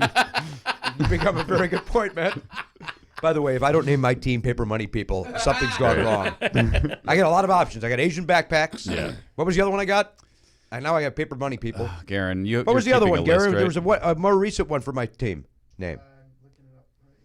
Your team, your fantasy? Fantasy baseball. Oh. I name it something that was established here. Although last year I made the mistake of having Oliver name one of my teams. And those are the amazing Slash genies. When I was in college, there were all these intramural basketball teams, and their names. The two that I remember were Diseased Livestock and Retired Court Queens. I like both of those. Yeah, those are great. I like that. I like the creativity with that in the athletics, because your athlete doesn't usually have fun like that. Yeah. We're not going to be called Queens. Yeah. We're playing ball. We're men out there, right? One guy fought it. Whose phone is going off? Somebody's phone's going off. Not me. No. All right. You know what? I have to use the restroom. Yeah. If for no other reason. Because you're hearing phones. Right? Splash some water on your face, for God's sakes. I'm all hopped up. Yeah. I had 2 Zyrtecs and a Benadryl. That can't be good. Whoa, that's freebasing for allergy sufferers. You're going to catch on fire like Richard Pryor. Is that the next step? I could be. Did he just, he just burst into flame? Well, no, it was, I just saw the documentary Omit the Logic. It was a flat-out suicide attempt. He just, he said, there's an interview, I didn't realize it was a suicide attempt because I was so whacked out of my head. He was sitting watching TV with a friend, and they was watching a documentary about Vietnam, and they showed the monk who set himself on fire. And Richard Pryor's watching it, and his friend was like, that takes some willpower. And he goes, willpower? That guy didn't even flinch. And then got up, went into the next room, and then dumped 151 on himself, lit himself on fire. And his friend got up, he's like, hey, Richard. And he said he went into the hall, and a fireball was running down the hall towards him. Jeez. And that was, What's the name of the documentary? Omit the Logic. Omit, O-M-I-T. O-M-I-T. Omit the Logic. Boy, I would have watched that. It's pretty amazing. And you come from you're a big Pryor guy? You love Pryor? Yeah, he was a bit, I don't love the more you find out about the man, he was a pretty fucked up human being, but I really admire the work, his controversy, and also what you really admire is his career trajectory, which I didn't realize was so crazy. He was the heir to Bill Cosby back in the mid-'60s. Yeah. And he was huge, and he got a contract at the Aladdin in Las Vegas, which at the time that's a big, you are going to be a star kid. And he was in a lot of movies before this. He was in, there's some really early movies that he just was in as as in The Busybody and stuff like that, just this very funny, character actor. And he had a nervous breakdown on stage at the Aladdin. Like Dean Martin was in the audience. It was all white people, and he was like on stage, said, what the fuck am I doing up here? And left, and there's like articles, Richard Pryor's lamp goes out at the Aladdin, like these, and he sold all his possessions, moved to San Francisco in 1968, so he's right at the epicenter of all this craziness, and just started going up anywhere and just talking like the way he wanted to talk. And there's early footage from like little hippie movies like Dynamite Chicken, where he's just in an alley talking about his life and how he just really, and he totally reinvented himself. Wow. But had to burn his life to the ground, no pun intended. Right. And then had 7 or 8 wives and would just keep destroying he just was this, he lived in chaos basically, but out of the chaos came these incredible, just, pieces of work that's changed the way stand-up is done. Yeah, agreed. And he paid a horrible price for it, you know? We'll be right back. Hey guys, Matt here with some dates for you. Patton Oswalt is hosting a film festival at the New Beverly Cinema this weekend. It's Soak Up the Dark with Patton Oswalt. Go to newbevcinema.com for more info. Jimmy Pardo is in Salt Lake City at Wise Guys this weekend, 11th and 12th of October. And at Zany's in Chicago on November 1st, Zany's Rosemont November 2nd. Go to jimmypardo.com for all of his ticket info and dates. And of course, Podcastathon 2013 coming up on the 29th of November. Tickets are all sold out, but you can still watch it at podcast.com. Enjoy. Hey, Matt. Yeah. If people were nude all the time, do you think there would be bidets in every bathroom? Yeah, sure. Hey everybody, welcome back to the program. A very nice break. We talked about movies. I used the restroom. I don't know what else happened in here while I was gone. Everything go okay? Yeah. Went very well, did it? Yep. I just went and peed in William Devane's teeth. That's what I chose to do. It was surprising that he was in there, but perfect timing, very fortuitous. I did over the weekend. We did Color Me Mine. You ever do that? You ever do Color Me Mine? Yeah. I just 2 weeks. 2 weeks ago, I took my daughter to a Color Me Mine type place down on Magnolia, and that you paint it and they put it in the kiln. Yeah. And they've called me. I have to go pick up the thing she painted. It was a unicorn. You got to pick it up a week later. I haven't picked it up, but after this I could drive down there and go get it. That's great. That's exactly. Yeah, I just took Zoe to that exact same one. Oh, is that? What are the odds? On Thursday, yeah. And did they have fun? The kids had fun doing that? She loves it. Yeah, we go there a lot because we live nearby. How much is it over there? Because when you say you did it a lot, what does it cost? Well, actually, the day I went, they were like, "Oh, there's no, what do they call it? A lab fee or I don't know, studio." Yeah, so it was just the cost of the thing. Kiln fee. Kiln fee. Yeah. Kiln fee. It was like $13 for a toothbrush holder. $13. I gotta go there. Yeah. This thing, Oliver got a skull and crossbones bank. Nice. Which is Dayglow colors because Nice. let's get scary. Why not? And he says he's done. He's not done. At some point, my OCD had to stop telling him there were spots. It's like he was happy with it. He loved the way it looked. Like, but son, you missed it. And then eventually, like, shut the fuck up. It's his. Yeah. Right. How old is Oliver? 6. Now? Oh wow. 6. But Danielle did a little a tea bag holder. She did that. And I did a pencil Guys, holder. let's leave that alone. Leave that alone. I chose a pencil holder, an electric guitar pencil holder. And now I don't know if you guys know what an electric guitar looks like. It's got 6 strings. Oh. It's got frets. Oh. It's got knobs. Oh, boy. It's got pickups. It's got the tuning knob. What a fucking mistake that thing was. Like, I don't know how it's going to look so after labor the intensive. And then they had to bring out a special brush so that I can get do the Jesus. strings. It's like, what the fuck? Do the skull next time with a broad stroke. Yeah.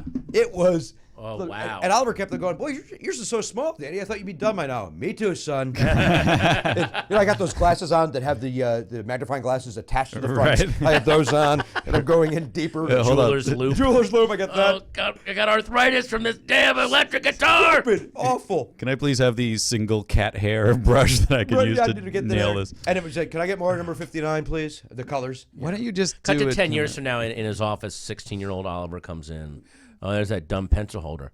Let me tell you about that. Pencil holder. Let me tell you about what I went through, and then the end starts playing in Jimmy's head. He starts freaking out. I pick that out, and then I pick up the skull, too. I go, which one looks better, son? Put it right in his face. Boom. You had a thought on my... No, I just, I don't do, I've never occurred to me to do my own thing. I just sort of sit there with her and help. How could you do that? That's a snooze fest. Well, she doesn't take that long with it, but it's just, then I end up trying to, help her because she doesn't, like you, she doesn't fill in every spot. And I do want to if you did that one that color, let's just do the next 2 that color. I Let's 100% agree. Let's keep it going with that pattern. Let's finish the product. Yeah. Let's finish the product, son. But it's his. You know what? You start this quitting early. You're not. That's a hard habit to break. Exactly. Right? Chicago said it best. Yeah, when you're sleeping at the YMCA when you're 43, you're gonna go, that fucking skull and crossbones. I should have finished it. That's where it started. My dad should have made sure. Yeah. Finish that fucking thing. There was a guy, by the way. There was a guy in there, African American gentleman, who I can't decide if he's the greatest father or the worst. There was kind of a combo. He seemed like a good dad, but he spent a lot of time talking numbers on his phone and walking out. Some woman walked in that had some pumps on, shoes, and he says, "Do you mind if I take a picture of those shoes?" And she goes, "What? Pardon?" He goes, "I'm a shoe guy. Can I take a picture of those shoes?" And she goes, "Okay." So he took pictures of the shoe, It was creepy. Wait. Is he a shoe guy in that he makes shoes, or he has a fetish? He likes. Sounds like a fetish. I think it's a fetish. Yeah. He likes shoes. But he just openly. He openly said it. I need some jerk off material. Yeah. You just I'm going to use your feet. hang on. So then Danielle and I the rest of the time go, but new people would walk in and go, oh, look at those shoes. Are those photo worthy? Are those going to be photo worthy for that guy? It's weird because I do the same thing with butts. I ask women if I can take a picture of their butts, and you know what? usually I get I get slapped in the face. Listen, but for everyone that says no, there's reverse. Yeah. All right. Excuse me, ma'am. I'm kind of a naked lady guy. Is there a way you could just real quick? I like pictures of naked ladies. Yeah, is that wrong? That's cool, right? Yeah. It's cool, right? We're gonna put it right here on my phone. We're fine. I'm gonna vine it. Happily married. I just like naked ladies. If you're that guy, don't you just make up? Oh, you know what? My wife's been looking for a pair like that. Can I just say anything but what you just said? None of that. He basically just said I'm a shoe guy. I can't take a photo. I'm a shoe guy. Oh, that's not. Now I have one more. Was it Daniel Day-Lewis? Because that's the only other thing that would make it okay. Yeah, that would be it. Yeah, it was him. Good. Then that's fine. He's going to go back to was Italy and make a really pair. intense about He was it. probably in character. Yeah. I am a cut line. Yeah, shoe guy. Okay, from the beginning. Wow. Well, Daniel Day-Lewis just brought this to an ass crying. No, it didn't. I thought you were going to go I thought right you were back actually into it. do it I thought we were again. going to go. No, that was the end of the bit. Well, we're not supposed to know that. My That's why. dad, he didn't make me finish my Skull and Crossbones kid, so I just quit. I just fucking quit. See, there's your warning right there. Right? Yeah. You're a year away from going to the Y. Right? You're young. You're a young guy. You're young. There, I will say that's a weird part of me. I think I get this from my uncle, my crazy Uncle Pete, R.I.P. But there is a part of me that it's a tiny part of me that's like, oh, what if I was just in a SRO hotel room with my bed and my little hot pot and just a couple of books, and that's just my life. Like there's days when there's so much shit going on in your head. Like, what if I just got up and that was my day? You know, went and got my check or something, and then just went crazy that way. Or like what if a Tom Hanks just finally went, you know what? I'm just gonna get a tiny apartment somewhere and then just go and then just live off of my money, and that's my day. I'll just read the newspaper and highlight shit and then go back to sleep. That's all I want to do. It's so envious. Isn't it? And just know and only know the 5 people on my hallway and just get to know them, whoever, no matter who they are, get to know their stories and just build a team. Morning, Jerry. Yeah. Build a team. Build a team. Yeah. There we are. So you are every day. eventually going to fight crime with these people. That's what I you're don't know. saying. Or we're just going to sit in front of the SRO hotel in little plastic chairs and just yell at passerbys. I recommend You fucking losers. go the crime fighting way. That's the best way to do it. Yeah. Right? You guys got nothing else going on. Put your highlighter away and get out. Use the highlighter to look for crime. You look in the Yep. crime log. Get out the, Yeah. But yeah, there's a real, and that is always there. That just go and get a room at the Y. That'll and just have no possessions. That's my life. God, it would be so gorgeous. I don't know if I would love it for maybe a week. Yeah, and then you And get then really it'd be creeped like, out. What did I do? What did I do? Right? On paper, this was great. Hey, what if that could be like a business that you open? It's like fantasy SRO, like Fantasy transient. Yeah, fantasy transient. Yes, and you get for a couple days. You tell your wife and kids, like, I just need a couple days just blankness. Yeah, I'm gonna go and then I'm gonna live in this high end soup kitchen. And we go down and there's like a little $1 Chinese restaurant in the first floor, and you go there and eat, and then I'll just come home. Like I'll go on a 2-day bender and then come home. I love it. That'd be a great service. Are there cockroaches or it's high end? It's very high end. There's no cockroaches. Yeah, praying mantises, really good exotic insects. Why would there be praying I don't know. It would just look nice. Why would there be praying mantis? But yeah, just why not? Just a couple days of pretend this is your life. I think it's a great idea because that's how I feel on vacation. Like we always say, oh, we got to go back to the real world now. Like just to be away. And I'm sure everybody feels this way on vacation, but it's so. Like I've always said about being a comedian, and to quote Kevin Pollak, as I'm doing more, The Life of the Gypsy. It's like we're constantly on vacation. Right. So that now when I'm not, because I have, stability, to be gone and not worry about life. Yeah. Oh, to come back to it. I'm on, listen, you're a movie star, you're a television star. I know if you want to go Kickstarter on this, I'm happy to join you. But I'm in. Fantasy Transient. Fantasy Transient. Well, that, by the way, as a comedian, isn't it amazing to then get to a point in your life where you can go to a city and not do a show at night? Isn't that a weird feeling? Like, I'm in Chicago, but I'm not performing. I can just go to dinner or go see a movie. What the? This is amazing. Isn't that weird? Yeah, it's really weird. I've said it before on here. I literally had a nervous breakdown the first day of my honeymoon in Italy because I didn't know. And Danielle's like, "What's the matter?" I go, "I don't know," because I never had a vacation since I was a kid. Yeah. I don't know what to do. Yeah, what do we I'm do? supposed to be getting up for radio, having lunch, taking a nap, and then going to do a show. Yes. What do I do? Yeah. So we just go eat? And then what? Then what do we do? And she's like, just relax. I don't know what to... No one expects me to say anything. I don't have to be on my game. I can actually not be funny. When do we go to the movie? Yeah. Like what? Oh, that's right. Because comedians, all their movies are matinees. They're all matinees. Yeah. Yeah. Go out to the mall, see a couple movies. Yeah. When I stopped drinking and still was doing weekday shows on the road, I'm mostly a weekend guy now. But not mostly. I'm a weekend guy. Yeah. I would go to a late night movie. The show would end at 9:30. I would run to catch the 9:50. or the 1010. Wow. Loved it. I remember you go do a week someplace Tuesday through Sunday, and it would be near a mall where there was a movie theater, so you could see all the current films and come home. But the problem was, again, this was in the early 90s, and you'd come home, you'd be up to date now on the Flintstones, the Beverly Hillbillies movie, Judgment Night, like all these movies you don't give a shit about. You didn't like Judgment Night? Oh, God damn it. You don't think that was Jeremy Piven at his best? I mean, like he was as big of an asshole as he is in every role. He was such an asshole. But he was also, he was pretty amazing in that, actually. The scene on the roof where he's negotiating his life, that was pretty good. That was a pretty good scene, yeah. But you're like, have you guys seen Demolition Man? Saw that. Have you seen The Game with, I remember, this is really sad. Yeah, the game about college football. Oh, I thought it was the game the Michael Douglas. No, I'm sorry, the program. The program, yes. When the kids lay down on the And I saw it the day it opened at a matinee, and then a week later they had to cut that scene out because people were doing it. They went and did it and got killed. Yeah. So they went and did it. They went and did it. And I also saw Demolition Man with a line they had to cut out where they're thawing out all the criminals. And Wesley Snipes goes, "Oh, Jeffrey Dahmer, I love that guy." And then he got killed in prison, so they took it out. Although they recently showed it again on like Cinemax. I was up watching it, and that line's back. Nice.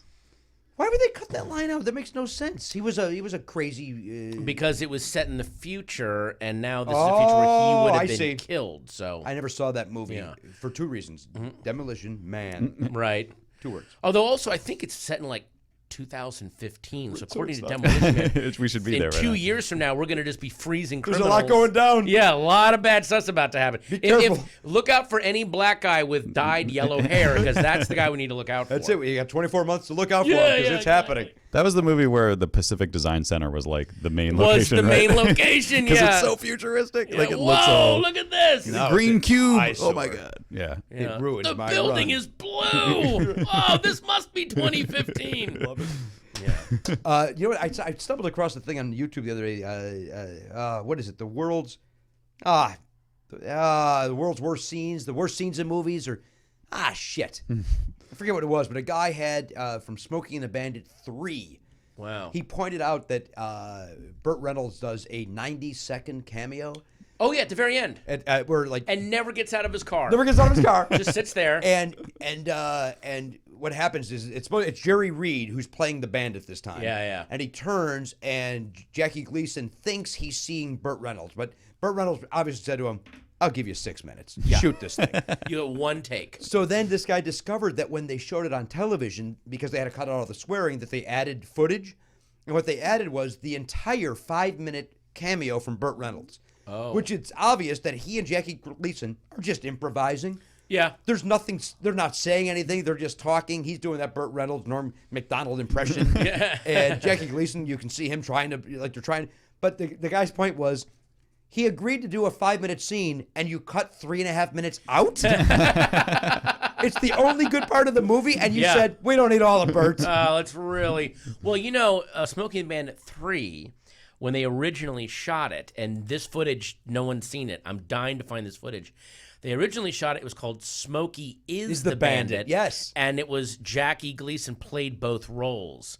Wow. And when they would preview it, they previewed it like down south. People were like, the fuck is this? How like, could the fella be? It didn't make any sense. So then they reshot it with Jerry Reed as the Bandit. For some reason, in the plot, he has to dress up as he dresses as the Bandit for some reason, and it doesn't make sense. No, the mustache looks like like it's one of those ones that you get in the mustache kit, and you peel off your 2 pieces of tape and stick it on. It's that bad. It's terrible. It's so bad. But the first one, Danielle was asking me, again, I have not seen it in 30 years. But I remember it being really funny. I remember Jackie Gleason being very funny in it. The first one? Yeah. First one's great. It is, right? It's really that relationship's great. And Sally Field could not be hotter. Oh, man. Could not be hotter in that Puts her movie. feet up on the dashboard. Yeah, and she and Burt Reynolds just going back and forth. Yeah. They're just very improvised feeling, and it just feels like a bunch of stuff that's happening during a day. It's Yes. kind of fun.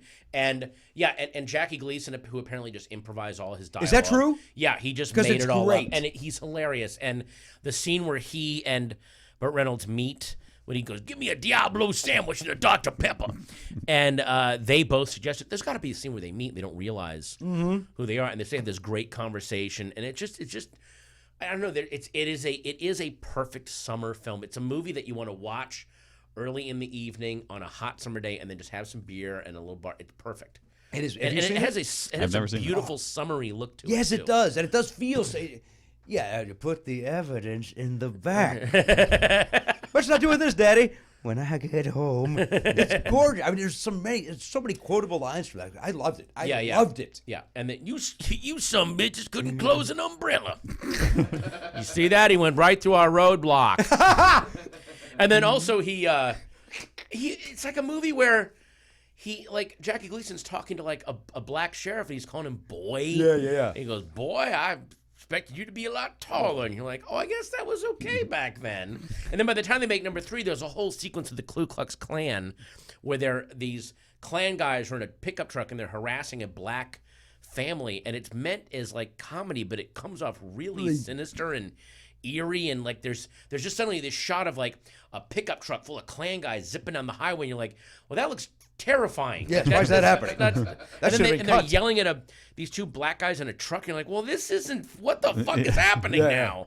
And then the Klan guys get like tarred and feathered, and then the 2 black guys are like, Lord, and then they cut to the black guys and they're going, Lord, don't take me now, this is heaven. Like they're acting like these horrible black stereotypes, even though we're ostensibly making fun of the Klan. Like it's just a and then they cut to Jackie Gleason, who runs the Klan guys off the road, and then Junior goes, "Weren't you in the Klan, Daddy?" He goes, "No, but your mama was. When she wore her sheet, she looked like an iceberg." Like, so he's married to a bigot in the Klan, and that's funny. It's a really psychotic film. I've never seen 3 because 2 stinks. Oh, 2 is god damn it. Right? Such a bummer. Is that the one where they're moving an elephant? Yeah, and Dom DeLuise is in it, and I have never been on board with Dom DeLuise. Ever. I'm told he was funny. I'm told he's entertaining. I don't just even those those outtakes of him getting slapped. I think that's what it was. Like, why do you allow yourself to be slapped by Burt Reynolds?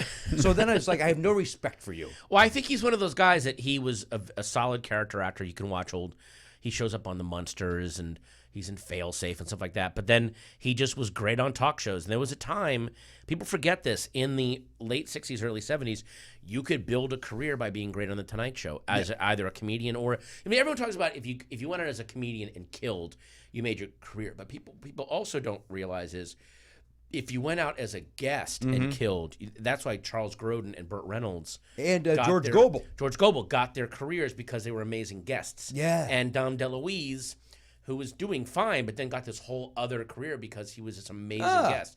And they realized, if we put him in a movie, Carson will have him on any fucking time because Carson wants people that will come on. That's how Don Rickles got his career so huge, was because Carson would have him on and then would just lean back and just let him run.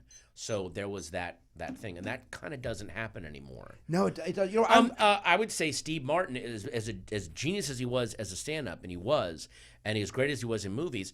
The other thing that put the afterburners on his career was that he would go on The Tonight Show, and you would make sure to watch because he would do something amazing on the panel that you'd never. And he would plan something brilliant, and same with Albert Brooks. And I'll say Jay Leno on Letterman. Back in the day. Oh my God. That made a career. That was a guest on couch. Yes. Making a, And we would, when you found out that Jay Leno was on Letterman, if you would not miss that. Nope. He was amazing. And you went to school the next day and talked about it. And it was like, that is how someone should guest on a show. Yes. He was so funny. What happened? He was so funny. What's bothering you this week, Jay? What's my beef? What's my beef? Also, I just he would just be eating a burger, and they were like, "So this movie goes, best thing I've ever done." Just it was hilarious. It was perfect. It was like watching 2 friends talk on television. God, they were so funny. They were great. They were amazing. Oh, that should be like a great Shakespearean Greek tragedy, or the 2 friends who then be, oh my God, it's like every superhero origin. The 2 best friends who then become arch enemies. They are. It's Lex Luthor. Yeah. Superman, Lex Luthor, Green Goblin. Green Goblin. Well, yeah. What about Green Goblin, guys? Well, yeah, Peter Parker and Harry Osborn. It's the one I kind of know. Oh. Yeah. Batman and Harvey Dent. Mm-hmm. Are they their enemy? Is that Two-Face? They were best friends, and then they became enemies. I didn't know that. I don't know enough about cartoons. You're learning from Oliver's teaching. I'm learning a little bit from Oliver. Every time you call them cartoons, that is a fucking letter opener right in my solar plexus. God damn it. I love that he said letter opener. Could have said knife, chose not to because he it's like I'm sitting at a desk and he lunges across at me with a fucking letter opener. You and your cartoons. God damn it. Then I apologize. They're graphic novels. I mean, no disrespect to you nerds. No, I mean nerds in the way that we called them nerds before we embraced that fucking word. There was a great Parks and Rec last season when she's on public radio and Dan Castanella is the DJ. And they just nail NPR. Yes. And she was talking about she's used a phrase like, so we'll be doing this benefit, and if you want to help out, just put up the bat signal. And then he goes, for our listeners, the bat signal refers to the Batman. He is an illustrated children's character. He is a muscular gentleman who fights crime nocturnally. It was one of the funniest and illustrated children's characters. And speaking of which, and it's certainly not why you brought this up. Yeah. That internet clip of you going around when you do the filibuster about the Star Wars, that is... And I'm not a Star Wars guy. I also don't care for filibusters. It wasn't just Star Wars. It was Star Wars meets Marvel, yes, right? It was perfect. It was so hysterical. So, and I know you've been asked this 1,000 times. No, it's okay. Walk me through it. Did they actually just say, at Patton, just start talking? No, I'll tell you exactly what they did. Okay. I've been a fan of Parks and Rec for a long, it's fantastic. long time. That show is it's every week you get for free, you get a 22-minute Tom McCarthy film. It's so well written, so well acted. And the 1 hour premiere is the best indie comedy that came out this year. It just happened to be on TV. Let me ask you a question about that. Gorgeous. Maybe you know a little bit. Yeah. Were they in London? Because a lot of it looked green screen. It really did. No, they went to London. They did go to London. Yeah, they went to There's London. a time like where Ron, Nick Offerman, literally looks like he's in front of a thing at a Penny's photo shop. Well, that's because, by the way, they sent him out to Scotland. If you've been to Scotland or Ireland, the landscape is so Technicolor bright. It looks fake. Phony. Okay. When we drove west across Ireland to Galway, there were moments and we were all on this bus, we were laughing like this. It looks like they're running a movie by the windows. For all we know, we're still in the park and they're just shaking the bus and it's a giant prank. It cannot believe how gorgeous it is out there. All right, so you get there, they say we want you to come in. So I come in. Oh my god, because they wanted me to come in the season before and I couldn't because of other work I was doing. So I'm like, I blew it. They're never going to have me on. So they asked me on again. So now I'm really like I just want to do so well because the show just gets better every season. Mm-hmm. So I don't want to be the shitty part of something great. So it's weird. Yes, it's thrilling to get asked to be on Justified and Parks and Rec, but it's also very scary because you're like, oh, now I could be the shitty element here. You know, like sometimes it's better to be asked to be on something shitty where you're like, oh, maybe I'll bring something to this. Right. So they said, we need you to start talking as if you're going to filibuster. And Amy and John Glazer are going to talk over you while you keep yammering in the background. It's like a minute. Just talk about, and then I think one of the directors said, just talk about Star Wars, whatever you want to talk about. I went, okay. And then what they didn't tell me was they went, let's just leave the camera rolling. And John and Amy aren't going to say anything. And just let's see how long he'll go. So what you're seeing is a combination of I'm terrified because I don't want to stop and fuck the scene up because I don't want to get fired from the show. And then there's this weird, it's a combination of thrill and shame because what I'm doing is I'm unloading all the information that is in my head that I'm embarrassed that I have up there. And I'm just keep going and going and going. And then Amy and John would interject, but then at that point I would just roll over them because I just kept wanting to go. And by the way, it shows you Amy Poehler she could not only is she a great actress, she is such an amazing improviser in that notice how I'm spitting out joke after joke after joke after joke. And she, again, when I'm talking with Carson, she just leans back, lets the event happen because she realizes this is a really weird thing is going down, and then picks the absolute perfect spot to go. The female part's a little bit underwritten, which by the way encapsulates every summer blockbuster. And then Glazer, who is also amazing, leans back and waits for him to go Robot Chewie, because he's supposed to be also disgusted, but then he's weirdly into it. Like it's just that show is so goddamn good.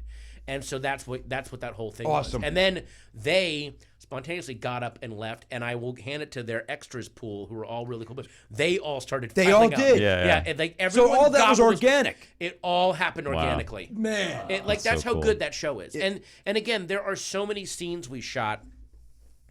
Stuff they just couldn't use. They just go, let's do fun takes and start fucking around. And my God, the stuff that they didn't use. Like, it shows you how good the show is that lesser shows would build whole scenes around throwaway lines. And they're like, we got something better. Let's just keep going. And there was I just did an episode of Brooklyn Nine-Nine, and they are the same way over there. Oh, they like, are? the stuff they are doing, not only with their main cast, but there are little side guys, Scully and Hitchcock, that were just basically hired as extras, and now they're building whole stories just around them. And and again, it's a show. Same with Parks and Rec. The comedy comes from all the characters are trying to be nice to each other, and that's what's causing all the problems. Is they in their minds, I'm helping people out, and you're actually destroying everything. And it's hilarious. They're all, you know what they are? They're all well-meaning Michael Shermers telling you that Airborne. Oh, I got some good news about Airborne. Oh, what is it? Oh, it's actually yeah. So they're all Patton Oswalt and Jimmy Pardo telling a woman their dog's out in the car. Yeah, trying to be good people. Yeah, starting off good and ending it with crack a window. You high-end C. In the middle of Baja Fresh. Yeah. By the way, in that episode, it was this episode. Was it the one before of you and you? Was it the same episode when you were on the Amish? Yeah. Where just the scene colonial of times. You running in the background with that hoop is just. Well, I mean, that just was perfection. Well, they had a whole sequence that they couldn't use, and I mean, it was exhausting to do it, but it was still. I knew how hilarious looked where Amy. They showed me the take. They didn't use it. The one they used where I go, look at my hoop, and I just go outside. There's a whole sequence where Amy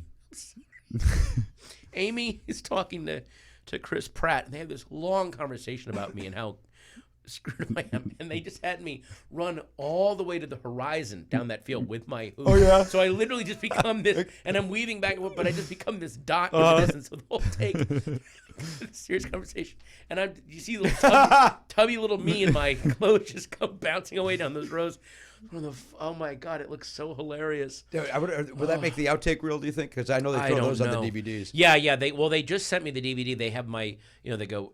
I was very flattered because they go, Patton Oswalt's full filibuster. It's like one of the things on there. Cool. But I mean, again, if you just look at the gag reels they put together for the rap party, the stuff they don't use is ridiculous. It's just ridiculous how funny that show is. You know what it reminds me of? The pacing of the show now is third, fourth season Simpsons, where they knew the characters, so the jokes are just firing like machine guns. It's so dense. I never saw The Simpsons, so I. It's worth checking out. I don't like cartoons, and I know I don't. God. Letter opener. It actually is a cartoon though. But it's an animated. It's an animated series. It's an animated series. There's a great outtake where it's Adam Scott and Amy. They're doing a scene where he's got to get slapped. And so they do the scene and they slap, and then she goes. They laugh. They crack up after because he gets she hits him a little too hard, so he cracks up. And then, but they got it. They got the scene. Then he laughs. Then you hear, the director says something, and then Amy starts to get it. Adam Scott just says, "Oh, we're not doing it again." and she just died laughing, going, "Okay," and then they were done. I loved it. Yeah. Oh God, it is a great show. It's the best written comedy on TV. Right I've not seen this Brooklyn Nine-Nine yet either, but you're suggesting I watch it. Yeah, well, it's one of those things. Just like with Parks and Rec, the pilot was perfectly fine, but it's a fucking pilot, and with pilots they got to shoehorn things in, and then these last two episodes have just been great. Okay, boom, boom, boom. Like now they got all the characters. It's great. It's really better. Funny. It's better now than Parks and Rec was at the same point because Parks and Rec was kind of weird at the beginning, and it was it took a while to get. People will tell you their first 6 episodes they did not know what they were doing. Yeah. They just couldn't crack it, and then they did the first 6 and they went and retooled, and then they found it. They found it. There's an amazing book about the making of the Mary Tyler Moore Show, and the pilot was a fucking disaster. They did 2 run-throughs. Did not get and the people they were talking to, they're like, I can't stress this enough, not a single laugh free. Something was not working, and then they changed one line in the first scene that a little girl says, and it changed the entire tone, and then everybody got it. Really? It's fascinating. It's an amazing, and this is James L. Brooks and Like all these amazing writers that are just flipping out. Like, what the fuck do we do? Lorenzo Music. And they don't like, how do we save this? And the first 2 tapings were disasters. And this is Mary Tyler Moore.